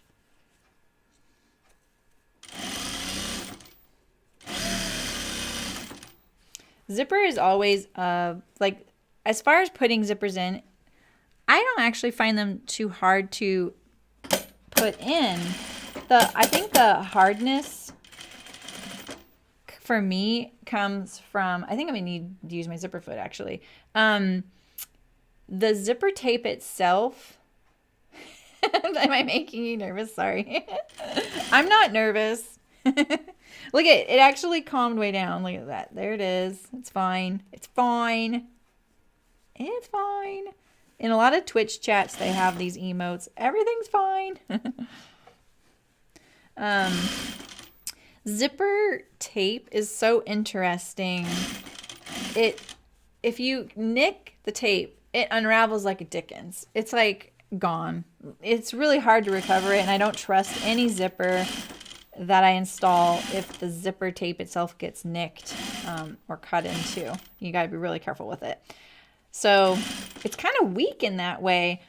But the thing is, it's also very stretchy. It's stretchy on the inside, like around, like inside the tape itself. So like, here's the little selvage edge, here's the teeth, here's the top, you know, that's like that plastic and the top. But that little like bit that you're sewing on, it's kind of wiggly. But zipper is so taut. It kind of binds up, and you got to be really careful because so many times, especially like on that zip double, so many of our products had a lining and an outer fabric and then the zipper sewn in between. It did not matter. You could look at them and they were perfect, all three, the exact same size before you start sewing. 1 inch in, the top fabric is 1 inch longer. You can already tell the zipper is too short, and it's just so crazy. Zipper is so weird that way. All right, so I got it in there. Look at that. No tucks or anything. But I think I want to use, I'm not sure. So I'm only using like a 1/4 inch seam there in some places. You can see it. I also want to make sure none of my stitching showing. Looks pretty good. Just my casing seam right there. But I think that this gets pushed this way and top stitch down. You won't see it. You can't see it, but there's like a little edge there where I tacked this to the garment inside the seam allowance. All right, so now I'm just going to check how things are lining up. This makes me nervous.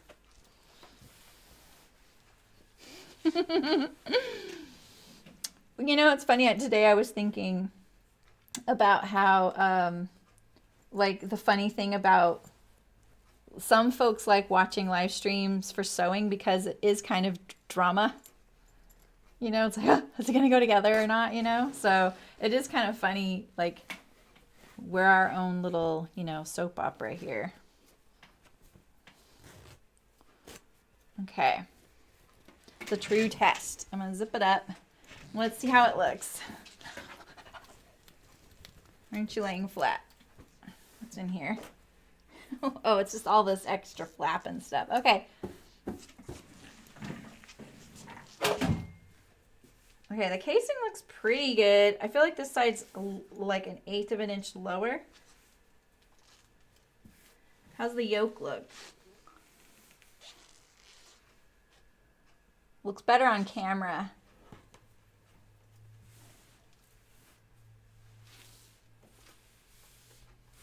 I think that's okay.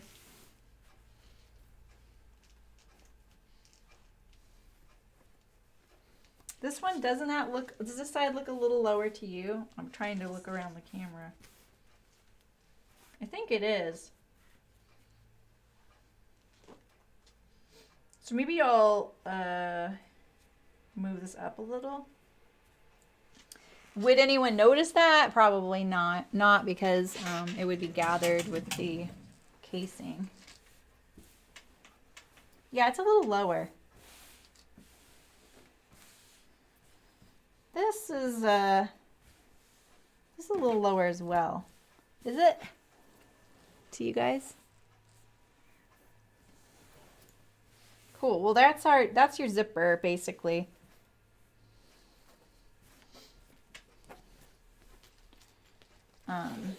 And then all these pieces, you're gonna fold them and sew them to your lining and stuff. But that's it. You know? Wasn't that easy? And then you have some notches here at the top where you're gonna fold these things. Fold your left front under flap. This right here, M, letter M. I'm like, sign language, M. The folding it there, and then that's how it's gonna look. I think we top stitch this down, I hope. I kind of want to move this though a little bit. What did I say? It needs to come down. Crikey.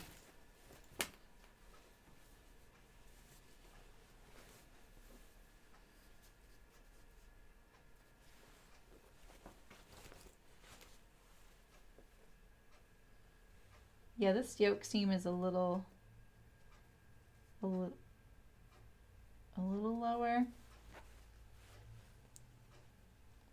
And this is a little lower, right? That's what I said. The right side was lower, right?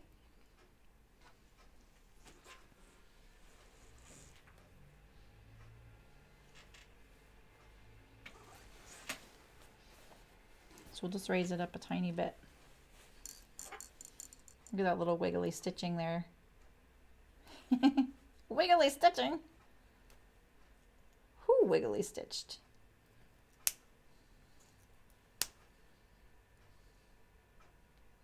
I don't like pulling out stitches through interfacing because you kind of, you tear the interfacing sometimes because you can't grab your stitches. But it's easier to see than on that navy blue.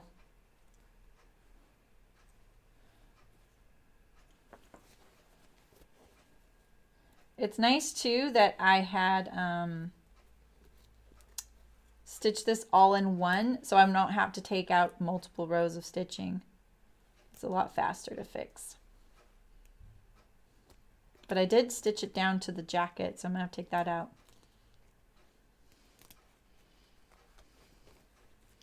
Up. I need to move it up. Okay, yeah, that's what I was about to do. Okay, cool. I love how I study it and then I forget immediately.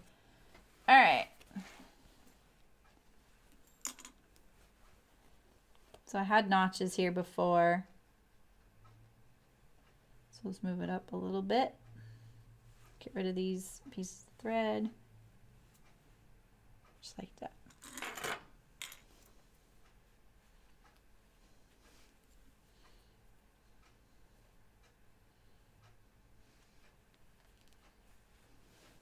All right.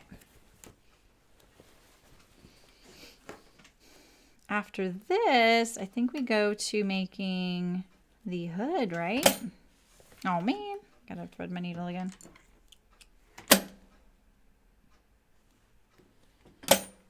If anyone's interested in the little design to manufacturing mini series I'm working on right now, video series, I did another episode yesterday. I know it's not for everybody, but I'm really enjoying it, and I definitely go through some juicy stuff like showing my cost sheets this time from Chicken Boots and discuss pricing and costing primarily.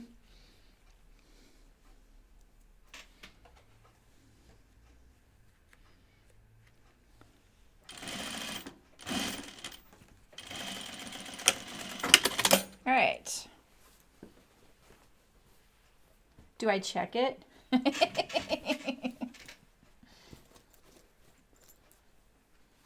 I laugh because, you know, all of us were like, nah, it's fine. Because we don't want to know.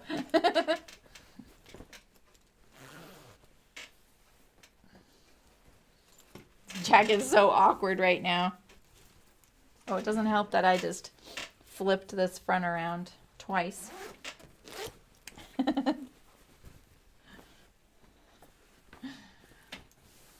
When you're trying to manage a project under a camera and keep it all together, it's really easy. Things get mixed up for me because it's all on top of itself. It's not like all spread out, you know? If you're ever wondering why I could have done that, you know, that's why. Okay.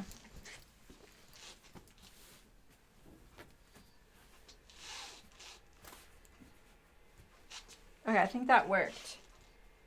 That worked. Okay, great. Cool. Hey, Walter. Yeah, I saw your comment, Nancy. That's awesome. I'm glad you're enjoying it, even if you're not doing a business. It is kind of like nitty-gritty stuff. And I'm obviously super enthusiastic about it because I can chat up a storm on it. But I try and keep it all like only about what I'm focusing on. Okay, so let's see what's next here. Grade the seam. I have smaller seam allowances, so I don't have to grade things. Grading usually is different widths for each layer of your seam allowances, but when you kind of do it, it's kind of small. It's okay. You don't really need to grade it anymore. All right, let's iron that. I even had to draw myself a picture.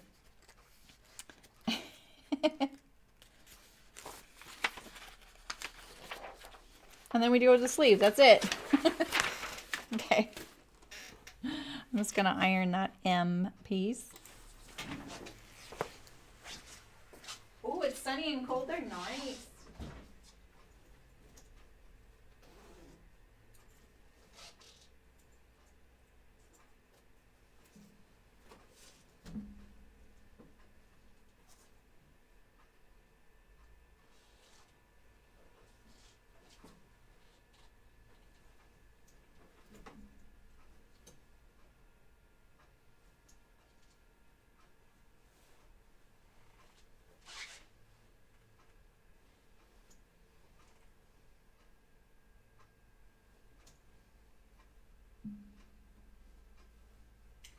Cool. It's going to look nice, isn't it?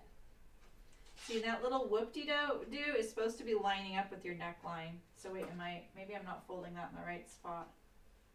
Let me see on the pattern piece here. So you have, yeah, so it's this first notch here. So we're looking at this like this right now. Okay. Hopefully it lines up with the neckline nicely.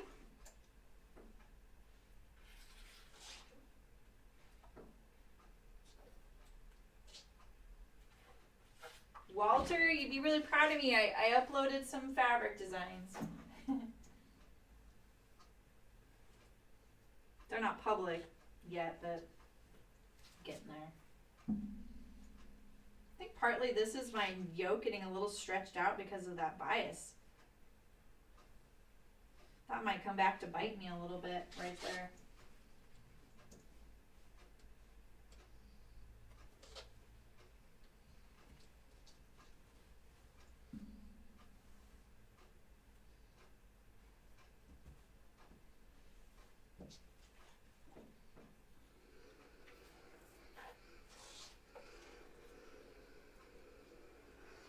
I could use a raincoat so bad right now too, so this is great. It'll probably be sunny and 80 degrees by the time I'm done, but you know, it's the thought that counts, right?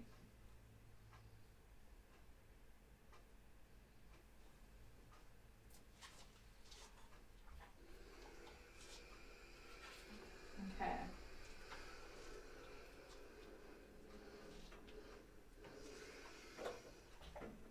You see that kind of flaring right there?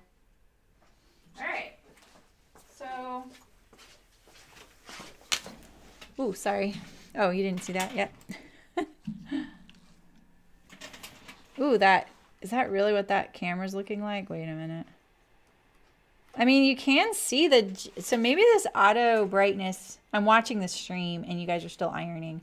Maybe that auto brightness is kind of a good thing. Look at all that steam. Do you guys always see that much steam? Huh. Huh.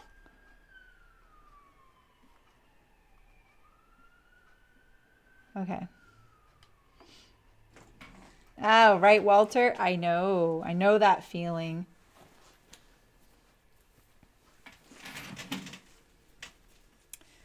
I know that feeling. The fabric I uploaded is for this project, the one that I start the design series about. I designed fabric for it, and it turned out really good. I'm really excited about it. I did a repeat and everything. And so what I did was I have their color chart, the Spoonflower color chart, and so I'm plugging in different background colors to try out, and I'm going to order swatches. And so when I do that, I'm going to probably do the cheater quilt, because the cheater quilt I can do like fat quarters of each one. It'll be cheaper because you get just 2 full yards, and then you can see your repeat really well. So, okay, where are we at? I think we go to the sleeves now, right? Sleeves. This is such it seems like such a hot mess right now with all these loose flaps and casings, dog hair, you know. The huge. Okay, so we have our sleeve. It's a 2-piece sleeve. I don't know why I kept pattern pieces with it. But let's be really methodical since my fabric is indecipherable. So we'll put the single notch, and why aren't there notches on this side? Okay. I was really careful about these notches. I know I was. So this is the back. Yeah.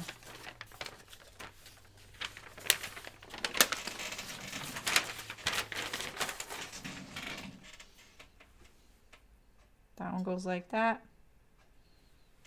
Flip this one to this one. Like that. All right.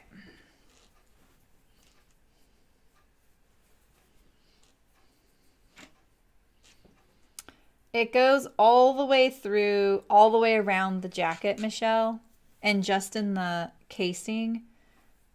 That's why I need to sew it last and through all the layers, including the lining, so that it'll draw up the lining as well.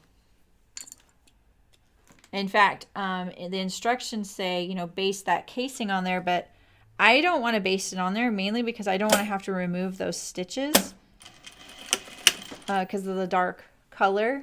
You know, I feel like it'll be really hard to remove those stitches. And what the heck? Is this the right? Wait, did I just do that wrong? Pretty sure this side goes on this side. Right? Right?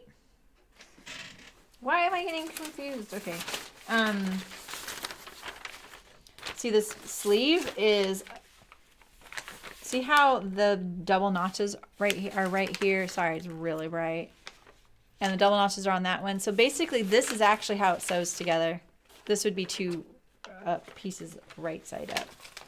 Pretty sure. Wait. But you put the double knot, so. I think I did that right. I'm just surprised my double notches aren't there, and I'm kind of disappointed. Because I remember putting them in there. Remember that? I talked all about it. Just got to make sure I get a left and a right sleeve. The hump is the back.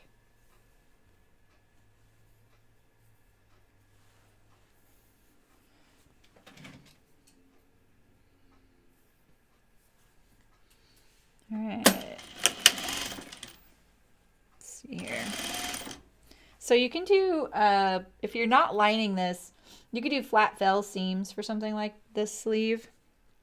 That'd be really nice. If you don't want to use a serger or do French seams. I think flat fell is really nice because your stitches, your seam will be flat to the garment and not poking into the garment. It'll be flush, you know. Whereas a French seam is clean like that, but it is loose in the inside of your garment. It's not stitched down. You could stitch it down if you want.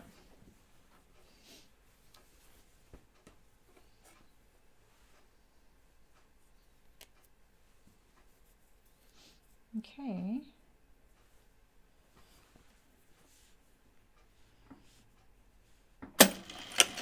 You can't do the little trick where you sew your sleeve to the garment and then do the underarm with this kind of sleeve since it's a two-piece sleeve. So you're going to have to set it in. But I have already done it like 3 times on this jacket for the prototypes, and it wasn't hard.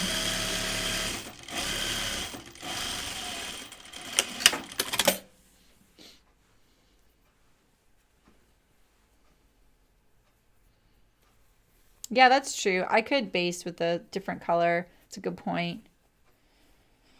I think I'm going to top stitch this down.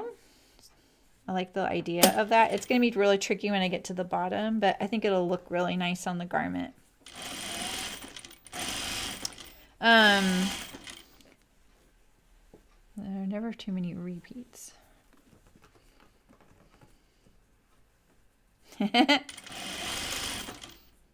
The thing is, like, the way they say to do it is they're like, all right, at the end you're like, oh, you stitch the casing through.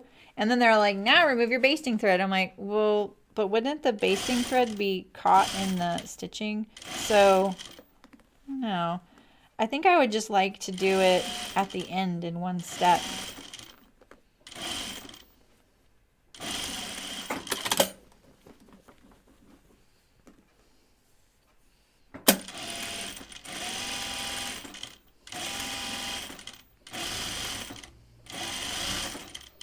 Yeah, you'd never do it in production like this, but I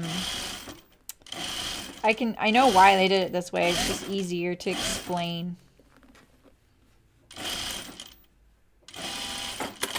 But woe to the person who thought, oh, I'm going to, you know, do it this own way, and then they realize, oh, I can't do it that way. Like, it's too late now. Like if they thought, oh, I'll just put my casing on the inside because that's where I want it, and then there are linings on top of it, right? And you can't see it. You're kind of so far by then. So I think the easiest thing to do if you want your casing on the inside, like it is on the original unlined Kelly, is to fold back your casing. Like your casing should just end right here on the inside of your garment. No one's going to see anything, but they're going to see your top stitching. You can even get away without using a grommet then, because you could just fold back the end and your draw cord, you could just stitch this down, your draw cord come out the hole there. So there's actually some pretty easy ways to do that. As long as you have clearance from your flap seam and you're on the inside, you're fine. And then you can just attach the casing as your last step. Fold back the end because you can't get it to the center front seam anymore. And then you'd only see top stitching on the outside, which I think would look pretty nice. And the inside would still look nice. It would just not look like how everybody else's looks. You also wouldn't need the hardware then, because you could just turn back the edge.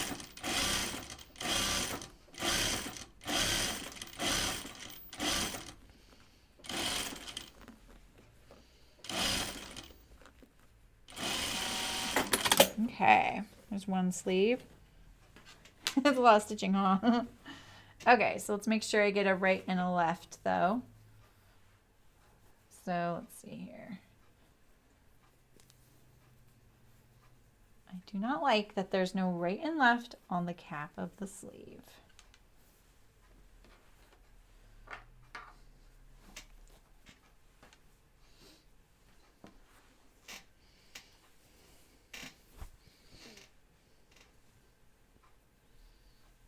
That's like that. Flip. There's the hump. There's the hump right there. There's the hump. And then this side goes here. Like this. So I'm looking for that arch. So here's my double notch there. And here's my double notch here. I don't mind changing the thread color. I just don't like removing basting stitch because what would be the point? Like, we could edge stitch it. I actually think the best thing to do would just be to do a basting stitch down the center of the casing to hold it down, to kind of keep it out of your way, rather than using pins, which is, you know, they can fall out. They also recommend like putting your draw cord in there, because it's easier to do before you stitch down your casing. But because I didn't stitch down my casing, I don't have to deal with that. Let's do our top stitching before we close one. I saw the notches that time too. I don't know why I didn't see them the first time. I don't like that they should be on this underarm seam, but they should also be up here, and they're not. And I let it slide because it's on the arm's eye of the undersleeve. But I don't see those notches.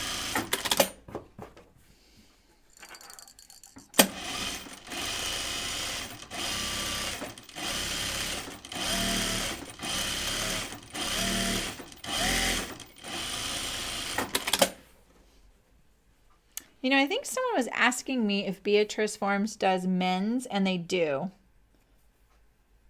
I doubt the person who asked me that's here, but I just wanted to say it for the record that I finally asked them.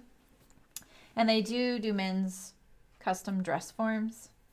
They just popped into my head because they're question of the week, and they're like, because you get access to this really helpful group with other people with Beatrices. Is that the plural of a Beatrice? And the question this week is something like, what sewing tools, what pressing, you know, like ironing tool could you live without? And the options were a clapper. Oh, I did run out of bobbin thread. When did I run out of bobbin thread? Wait a minute.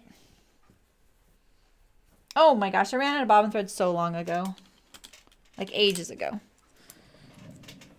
Even though I have a whole bobbin. It was the clapper, a tailor's ham, a seam roll,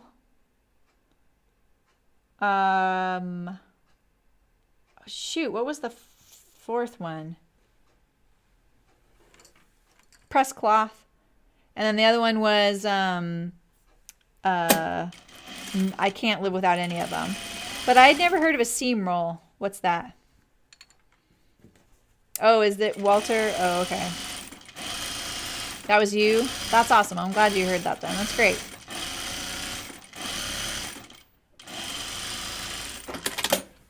Not sure why my thread broke, but it's probably because I was going too fast.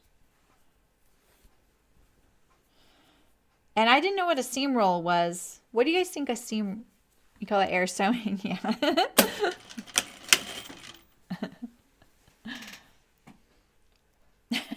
Nancy. Men have fit issues too.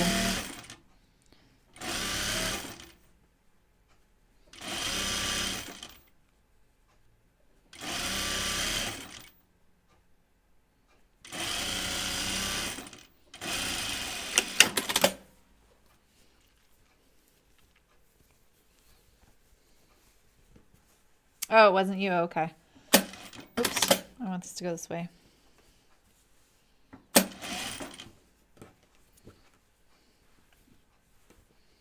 be nicer if I pressed it first, but I'm pulling it apart pretty good. It's so hard to see. I'm sure this is like the most boring sewing ever, honestly. I could probably bring my camera down a little bit if you guys want. Increase the drama. I don't know, Nancy. I think I think my salami is the equivalent of a ham. Cause it's not they didn't have sleeve board. Maybe sleeve board was in there. No, I don't think they had sleeve board in there. So I just asked. I was like, what's a seam roll? And other people seem to have them. So I wasn't sure what it was. I was like, well, I don't even use an ironing board. I use a mat, and I use the salami, which is basically just a sleeve-shaped tailor's ham. Because it's not a sleeve board, so I think mine's just a sleeve-shaped tailor's ham. Nancy. Walter is writing an angry letter.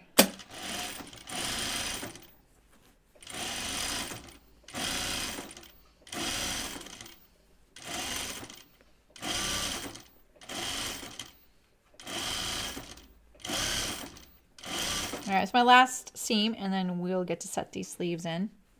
What time is it? Oh, it's already 1. These 2-hour limits are really, they stink. Yeah, I think I'll have to too. I'm kind of curious, you know? All right, so if this was the back, I don't see double notches here, but I know... Like, why didn't... Oh, they're way up here. That's just too close to the seam allowance. I'm going to put them in. Gosh. I'm going to try and put them in. Jeez. And I'm going to put it on this one here.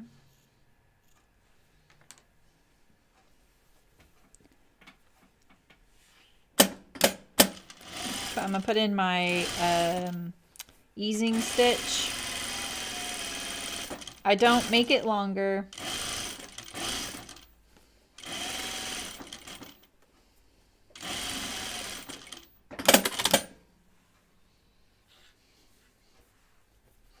A long skinny ham. Oh, so maybe mine is a seam roll. That makes sense. We like salami.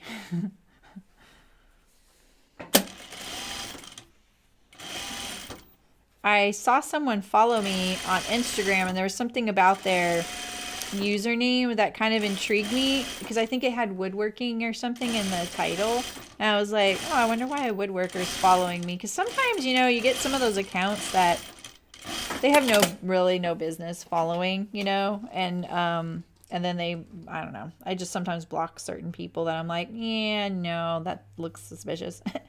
But I checked out their account, and they were a woodworker that made really beautiful things, and one of them was a beautiful clapper. And I thought, ooh, that's pretty neat. And pretty cool, you know, like just because their username made me check it out, right?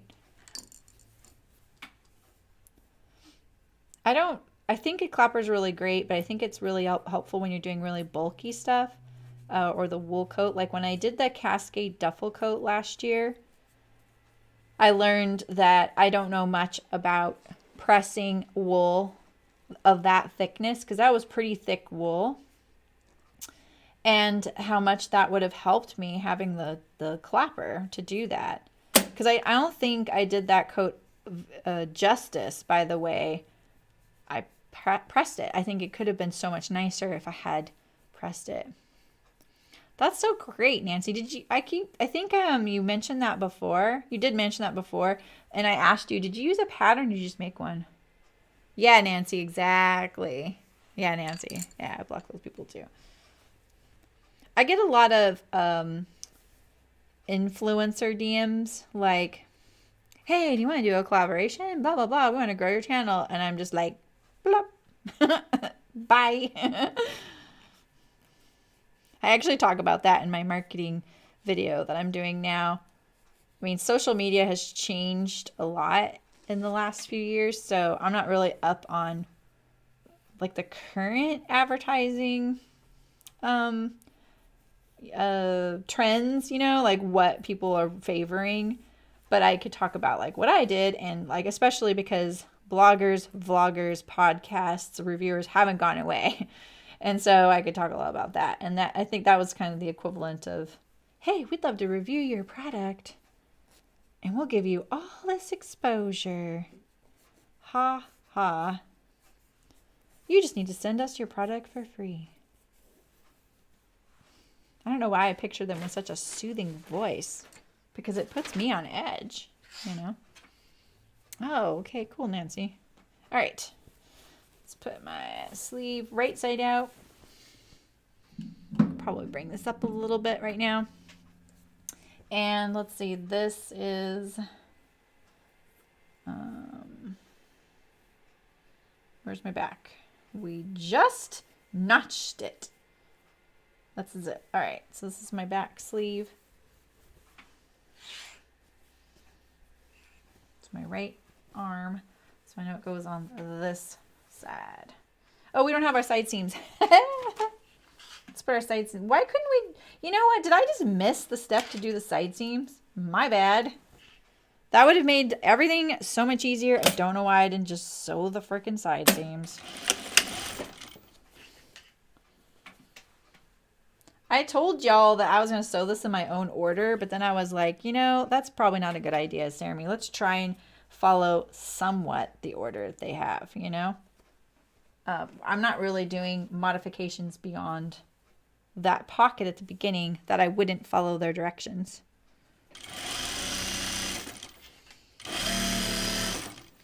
So let's put the side seam in. I think I was supposed to do this maybe after the yoke. That was a long time ago. Look how thready this stuff is. Holy heck.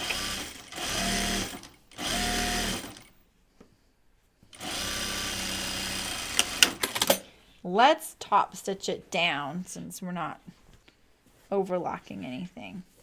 I'm going to just push it to the, oh, look at all these threads here. Oh my gosh. God. I thought I had them all on the inside. Was I just sleeping on the job there? There's just too many. Look at them all. I just open it up here. We'll just pull these through. My goodness. Where else?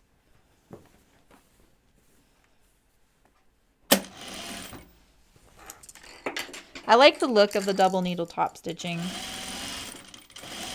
It's not very heavyweight fabric either, and I think this will give it some extra stability.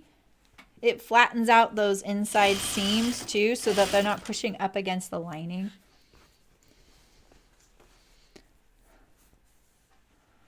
Oh, right, the stuffing. Really, Walter? That's hilarious. Maybe my CPM will be higher. That's funny.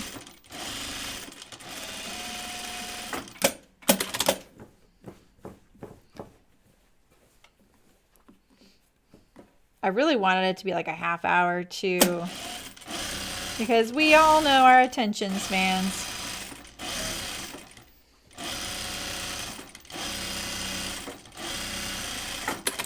So I really like that flat, you know, the flatness of top stitching those seams down, because like I said, I don't know if you've ever lined something and you feel like the lining just kind of hangs in like a bubble, and it's because, you know, it's the seam, inner seams are pushing up against it because they're not flat. Isn't grifting mean like a scam? I'm not trying to scam people.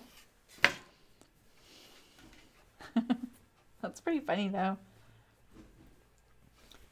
One of that one YouTuber I watch because of how honest she is about some of her financials and stuff like that is you know, she tells you like, okay, this is how much I made on these videos that had this many views. And she said, and really funnily, this one here has fewer views, but the CPM is super high because she interviewed some tech person. And so it threw it in this tech category of videos. So the CPM was really high. She's like, I mean, I'll take it. It's pretty funny. And the views were good. They just weren't as high as her normal, you know, lifestyle. What a $5,000 apartment in LA costs, which is something I don't care about at all. You know, I don't really watch those. So, or not what it costs, what it gets you. Sorry.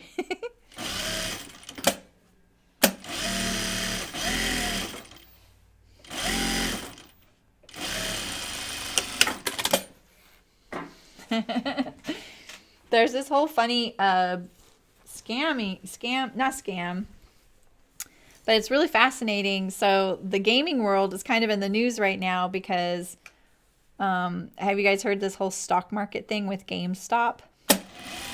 So, you know, people on Reddit were like, look what they're trying to do to GameStop. They're trying to shut GameStop down and devalue their stock. So they're doing, like, all these investors were doing something kind of scuzzy to devalue the price of GameStop's stock. And so all these people on Reddit decided cost per minute. Pretty sure it's cost per minute or like a certain amount of time or person. And so all these people on Reddit that probably, you know some stuff about stocks, some don't. They all decided to buy all the stocks they could in GameStop, and it made the price shoot up. Well, all those people that were doing the kind of scuzzy thing, they had like borrowed shares to do this. And so now what it makes them do is they'd have to buy these shares back from these people who just inflated the value of it. The whole thing is really fascinating. And all these gamers are like, wait, what's going on? What am I doing? What can someone explain this to me? Is it too late? You know? And I don't think it was out of some sort of fond affinity for rescuing GameStop. It was kind of a conjunction of trying to prevent them to devalue it in this kind of scuzzy way. And the other thing is like AMC Theaters was another one, and there's a couple others I don't really know. But it's pretty funny. I saw someone post, can someone explain this to me as if you're talking to a 5-year-old? And the way people explained it was so good. Like, people really know their stuff. They're like, you know, like everything from, all right, you have an ape and he's selling bananas and the bananas are $10 each. You know, like really visual things. And other people were like, all right, your neighbor's borrowing a cup of sugar. And then you find out that you could sell that sugar for this much. And then they had Amazon things. All the ways people explained it were so good and kind of reinforced how to understand it. And I really appreciated that. It was really funny. But the thing is, they're all in this like whole pickle now. It's like some of them could sell and make a ton of money. I know, it's the whole thing.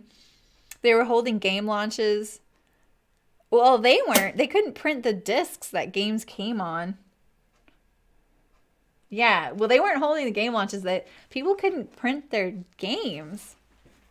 And so GameStop, I think, was probably pre-selling games, and then they couldn't fulfill the orders because the games weren't even printed yet. Because you could get the digital version, but everyone who ordered the physical version was going to miss out. And so all the people with the digital version would have had their game before the people with the physical version, so they had to hold off on that. Yeah, it's kind of, the whole thing is so interesting. It really changes the landscape of, you know, how things like that work now. Like the internet can just turn so quickly. All right, so here's my, was this my back? Here's my back. So this is, again, my right arm. So this is my right arm. Yep, right here. Okay, making sure.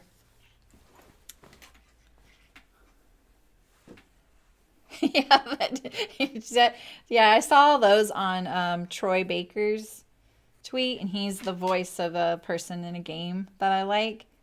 And that's where I saw all those, because he's like, can you guys just explain this like your 5-year-old? So it was pretty good. Just reading through those was really funny. And then the little side arguments that would happen, they're like, nah, that would make the bananas like this. And, like all these little side arguments talking about these really imaginary, funny things. That's just really entertaining. I was like, this is kind of fun. Where are all the notches on this gosh darn sleeve? Am I just not seeing? Did I trim them off with my seam allowance? This is not funny anymore. Where is it if I fold it in half? Okay. If I fold it in half. Okay. It's about an inch away from the short side. Okay. I need that notch. I can't even see the short side. Okay, so it's on this side right here. All right. It's about right here. Cool. I put it on my yoke. I'm ready for that notch. And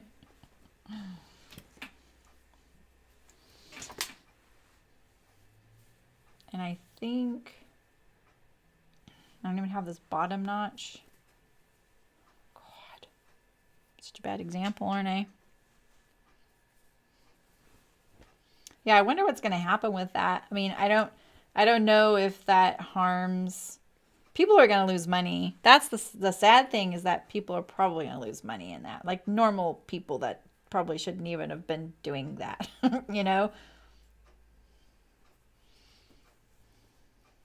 Match my yoke seam up with the underarm seam. That better be how it's supposed to be. Don't put a seam near a seam if they don't match up. You know what I'm saying?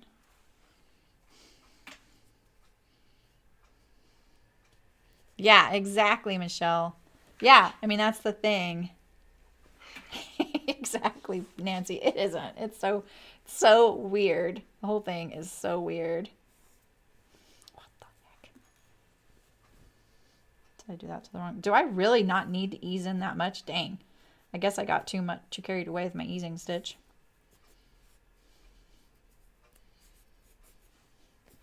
It's probably because my armhole here is a little bit on the bias. I almost need to ease in the armhole and not the sleeve. For outsider trading. Oh, that's pretty good. I like that. Oh, shoot, look at this. Look at my armhole. It's kind of funky. Maybe I don't want to not match up to that. I put my yoke on the fold not on the fold. I got rid of the shoulder seam. And so it put this front part of my armhole a little bit on the bias. Cautionary tale, kids.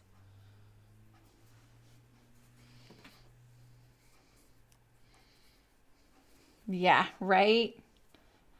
Yeah. I would love to see someone do like a cartoon explaining the whole thing. with the apes and the bananas or whatever it is. It's just pretty entertaining. Like when I first started seeing it kind of blow up, I was like, what's going on? And people were saying, I'm not selling if you're not selling, you know? So there was this whole like challenge thing happening. But then aren't you like colluding if you're telling you're not selling? I don't know. And you don't because you're all conspiring?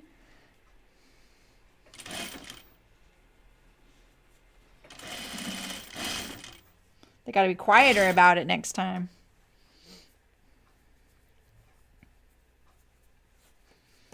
Okay, armhole, behave. Should have put the stay stitch in this armhole because of all that bias. I put my shoulder seam, I got rid of my shoulder seam only because of the raincoat thing. It just removes one seam where rain can penetrate. It was kind of bugging me that there was a seam right there on my shoulder. This coat isn't designed to be a raincoat, so it's, you know, I'm already doing a few things to it that, you know, they didn't know I wanted a raincoat.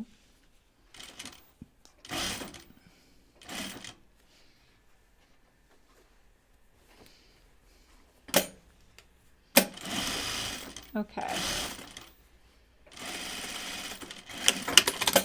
There's one.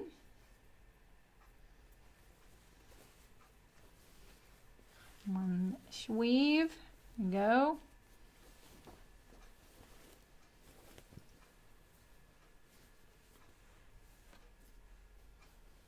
Looks good.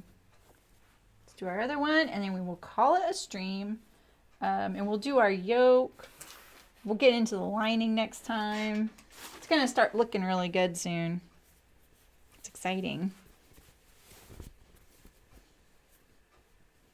Let's see if I can set myself up a little better this time with these notches that for some reason I know I notched, and I may have accidentally just trimmed them off when I did my seam allowance trim, but I was being really careful about that, so I'm kind of surprised, but I could have missed it. Yep. Okay, so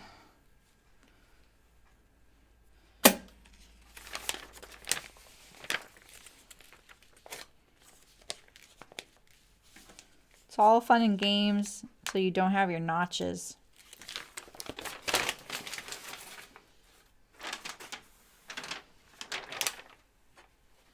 Back.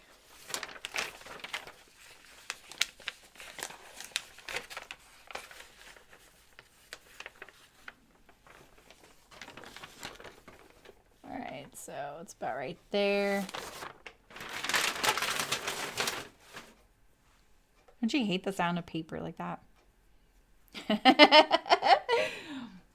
Yeah, that I saw that comparison in Troy Baker's tweet because he said he asked for an explanation and that's what someone wrote. That's when I saw it. I was like, oh, this is pretty good. Because at first I was only seeing like half information. I was just seeing people kind of excitedly talking about it, that people I don't know and I don't even follow, and it's just because someone I follow liked or commented or whatever. I don't really understand how Twitter works sometimes.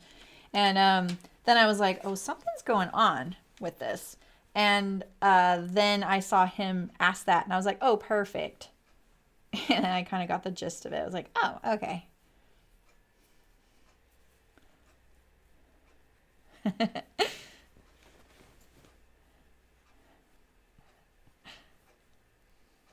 Yeah, exactly. Exactly, Michelle. Oh yeah, this one's so much better now that I have my notches. Imagine.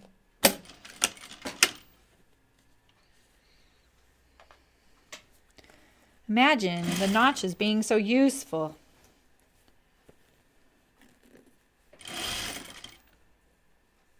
Oh, but look, the seam does not line up.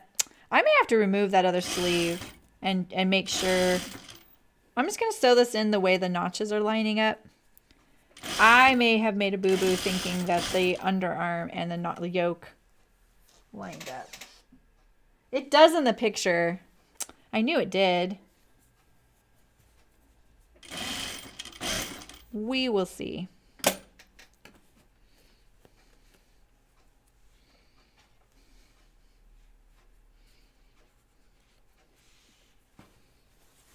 So dark. Sorry, it's so dark. Gotta get rid of some of this ease, like I did on the other one.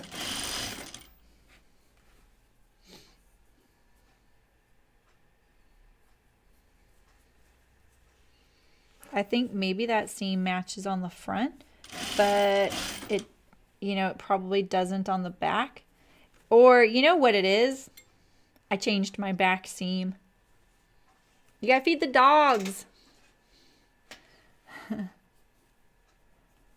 Your only problem with fabric is that you have so much. Yeah. I bought a lot during the some of the sales in November in preparation, and I feel like I didn't have many projects planned until I started writing them down every time I remembered one. Like, oh yeah, you wanted to do that, Jeremy, and you wanted to do that.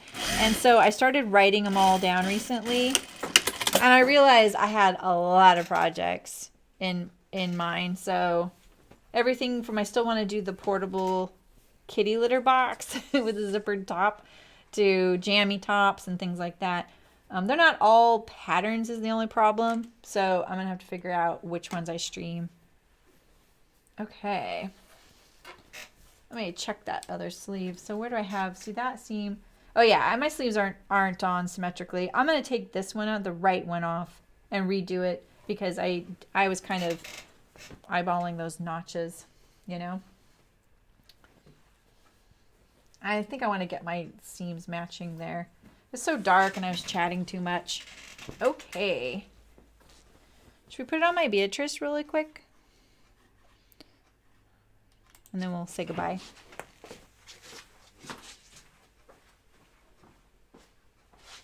I should have had her over here.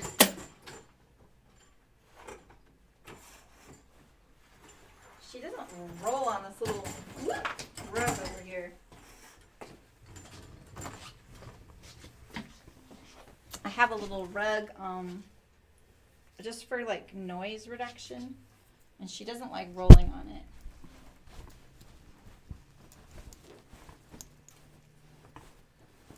This way I can look at it.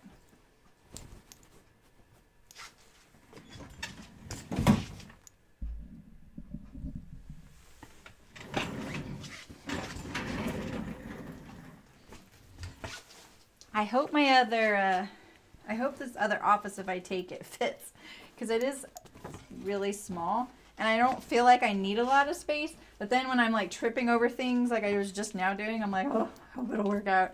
But he did counter with a price, so I'm going to do my math. I'm going to do my math and figure it out if I can do it. Okay.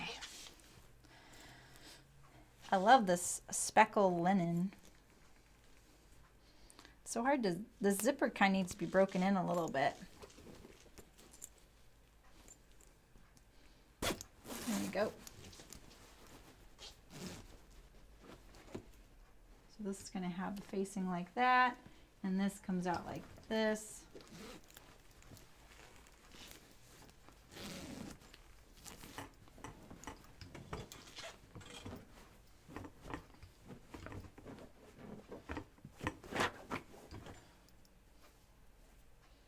It's looking pretty good. I'm not, these little puckers are really bugging me, and I think it might be the bias. You probably can't even see them. All right.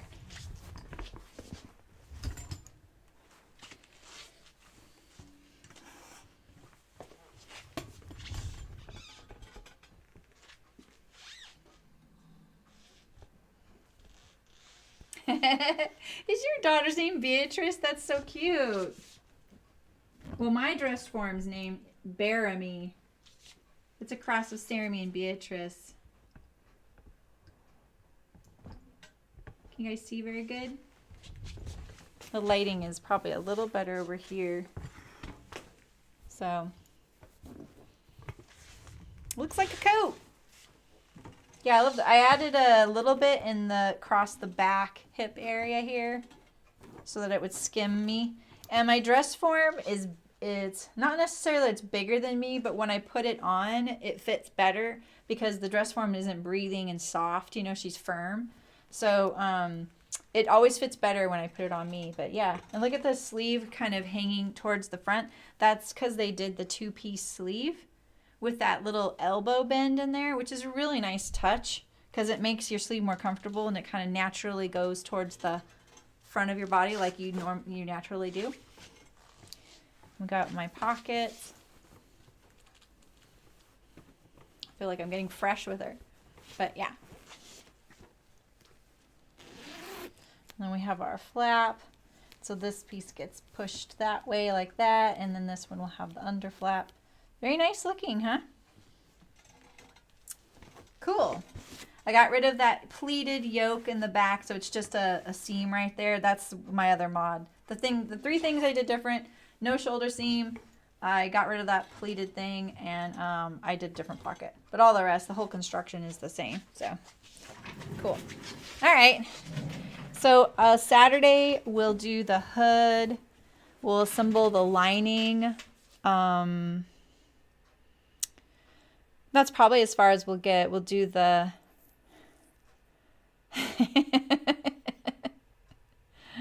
if she was named Bearamy. B-E-A. I've never seen it written down. It looks really silly. Well, you know, Beatrice and Jeremy. It felt weird naming my dress form because she already has a woman's name. So, you know, you start. Well, Allison, you guys keep me on task here. It's going to change when I wax it. Yeah. It'll actually lighten up in color. I have a little sample. Don't fall over, Bearamy. All right. So here is the, ooh, yay, that's bright. You see how the wax is lighter? Unwaxed, waxed. Feels really nice. It was very tacky. Yeah, it's Bearamy. That's it, right? I mean, I don't know if I really named her that, but when I was in that, when I'm in the Beatrice forum, they all have really nice names for their dress forms. I'm like, Bearamy. You're right. Exactly, Sydney. So when I first put this on, it was pretty tacky. Sarah Treese. Oh, I like that. Oh, Ray. Thank you. Yeah, the water test is pretty cool. Look, Ray, I got you a corgi. Sarah Treese. I kind of like Sarah Treese. Actually, Walter, I kind of like that. It would be spelled S-A-R. Sarah Treese. Ooh, I might change your name to Sarah Treese. That sounds like a name. Yeah, so this was my wax test. I can when I look at this, I can kind of see thinner areas of the wax in here. So I think when it's the coat, it's going to be quite a job to wax that whole coat. And I see people do it in like phases because, yes, you're royal with a corgi. I do, Walter. I like it. There was a, in one of the games I played, they sell things in an item shop, you know, fake money. But you can use real money to buy their fake money, to buy these things in the game that have no advantage at all to your gameplay. And like things like you can do a dance or an outfit, right? Cosmetics. And some of the things are spray paint. So your character will spray paint something on the ground. And they just had this one. I don't know why. It was so out of context. And I couldn't figure out like what bearing it had on anything. Because a lot of things are things like GG's, you know, which means good game, or something more toxic, you know. But it was a corgi. And it was a corgi looking over its shoulder and it, like splooting. So its little butt was fluffy. And it was called Floofy Pants. And the description was thick as a bowl of oatmeal. It was so funny. So, No, I did that on, I think I did that on the pattern adjustment stream at the very end, Sydney. And no, it's a bar. And you just rub it on. This is it right here. I just did this. Well, actually, I don't want to get any on my table here. But like, yeah, you just kind of rub it on. That's it. You can get a tub that you paint on, but that seemed like this was the wrong application for that. Yeah, literal gambling, yeah. Like in Overwatch. I hear my friends talk about those boxes. I haven't played Overwatch in a really long time, and I was really bad at it. A lot of women play that, though, which is kind of cool. That's all you do. So, did you guys see my story last night on that National Geographic magazine? So it was sitting on the counter when I got home, and I was like, oh, wow, National Geographic. And it was like this whole thing on like becoming more self-reliant, which, you know, I wouldn't think of National Geographic being the source for stuff like that. And I thought it was because my husband's company was featured in there. And sometimes there'll be magazines, you know, for that.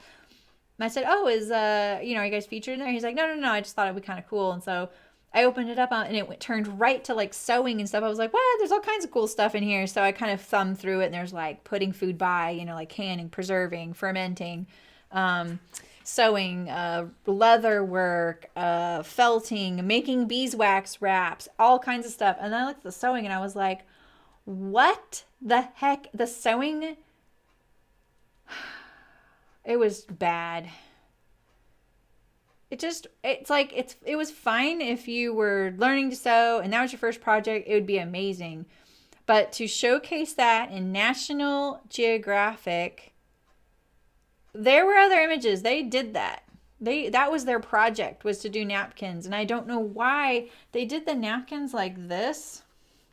And then they folded the other one like this. But it would be like popping out. And then the tension was so bad. It made me doubt everything. I know the tension in that middle one, you could have just pulled the bobbin and it would have fallen apart. It was so bad. Oh yeah, Star Trek. Oh, interesting. I know Star Wars had a big issue with that. So, yeah. The funny thing is, I almost didn't post that because I thought this is pretty snarky of me. But at the same time, I was bummed because I really respect National Geographic. So I was kind of surprised. I was like, what the heck is this?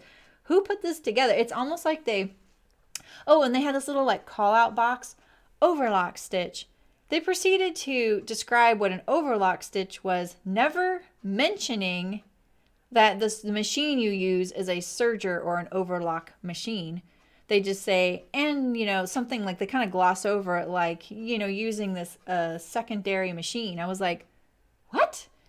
And the way they described it, the way they said it sewed a seam and overcast the edge, finishing it to the inside or something like that. I was like, oh yeah. Fabric surprise boxes. Well, I didn't buy anything. I only buy things with the money I earn in there. So I'm pretty good. If I play, it's a free game, so I will definitely give them money occasionally because it's a free game. Oh, really? Yeah. So I turned to my the starkiest thing I've said in a while was I was like, they should stick to birds. My husband was like, okay, maybe you should write them a letter. I'm like, I'm not gonna write them a letter. But it was kind of weird. Anyway, I'm gonna go. I'm already 41 minutes over my 2 hours I said I was gonna do these for. Bite-sized chunks, right? I literally watch streamers who stream for 12 hours a day, you guys. 12 hours. You guys. I don't think I could do that. I have to eat. I have to go to the bathroom. You know, eventually. I guess they do that. They just take a break. But all right, I will see you guys Saturday, and we'll assemble the hood, and then you do the lining for the hood, and then you start putting the lining together, and you start attaching it to the jacket, and it's pretty magical. I think the hard next step is attaching the lining to the jacket, especially that hem, and getting that hem and making sure everything hangs correctly. You don't have anything pulling, right? They look like they pull the whole lining through a neck opening and then you hand stitch it shut. And I'm going to see if I could, but I think what I could do is just do it through a side seam of the lining and then you can just edge stitch it shut. Or if you want, you can leave an opening in a sleeve and do it through that. So yeah, I think that's what they do. They just eat on stream, but I don't want to do that. So that's all they do is the stream. The stream is their business, right? And me, I do all this other stuff behind the scenes.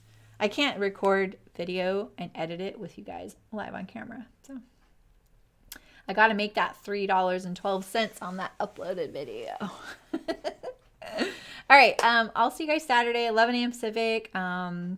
If you're keeping up with me, awesome. Show me your progress. I can't wait to see all the other Kelly Anoraks out there. It's a really fun project. So I'll see you guys soon. Oh, last thing.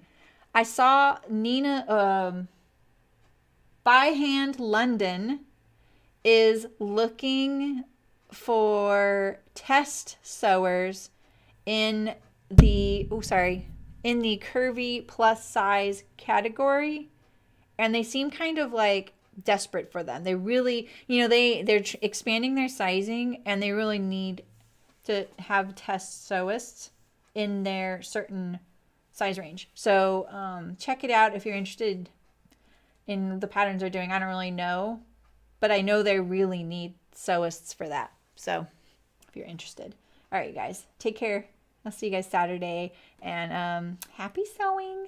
Bye.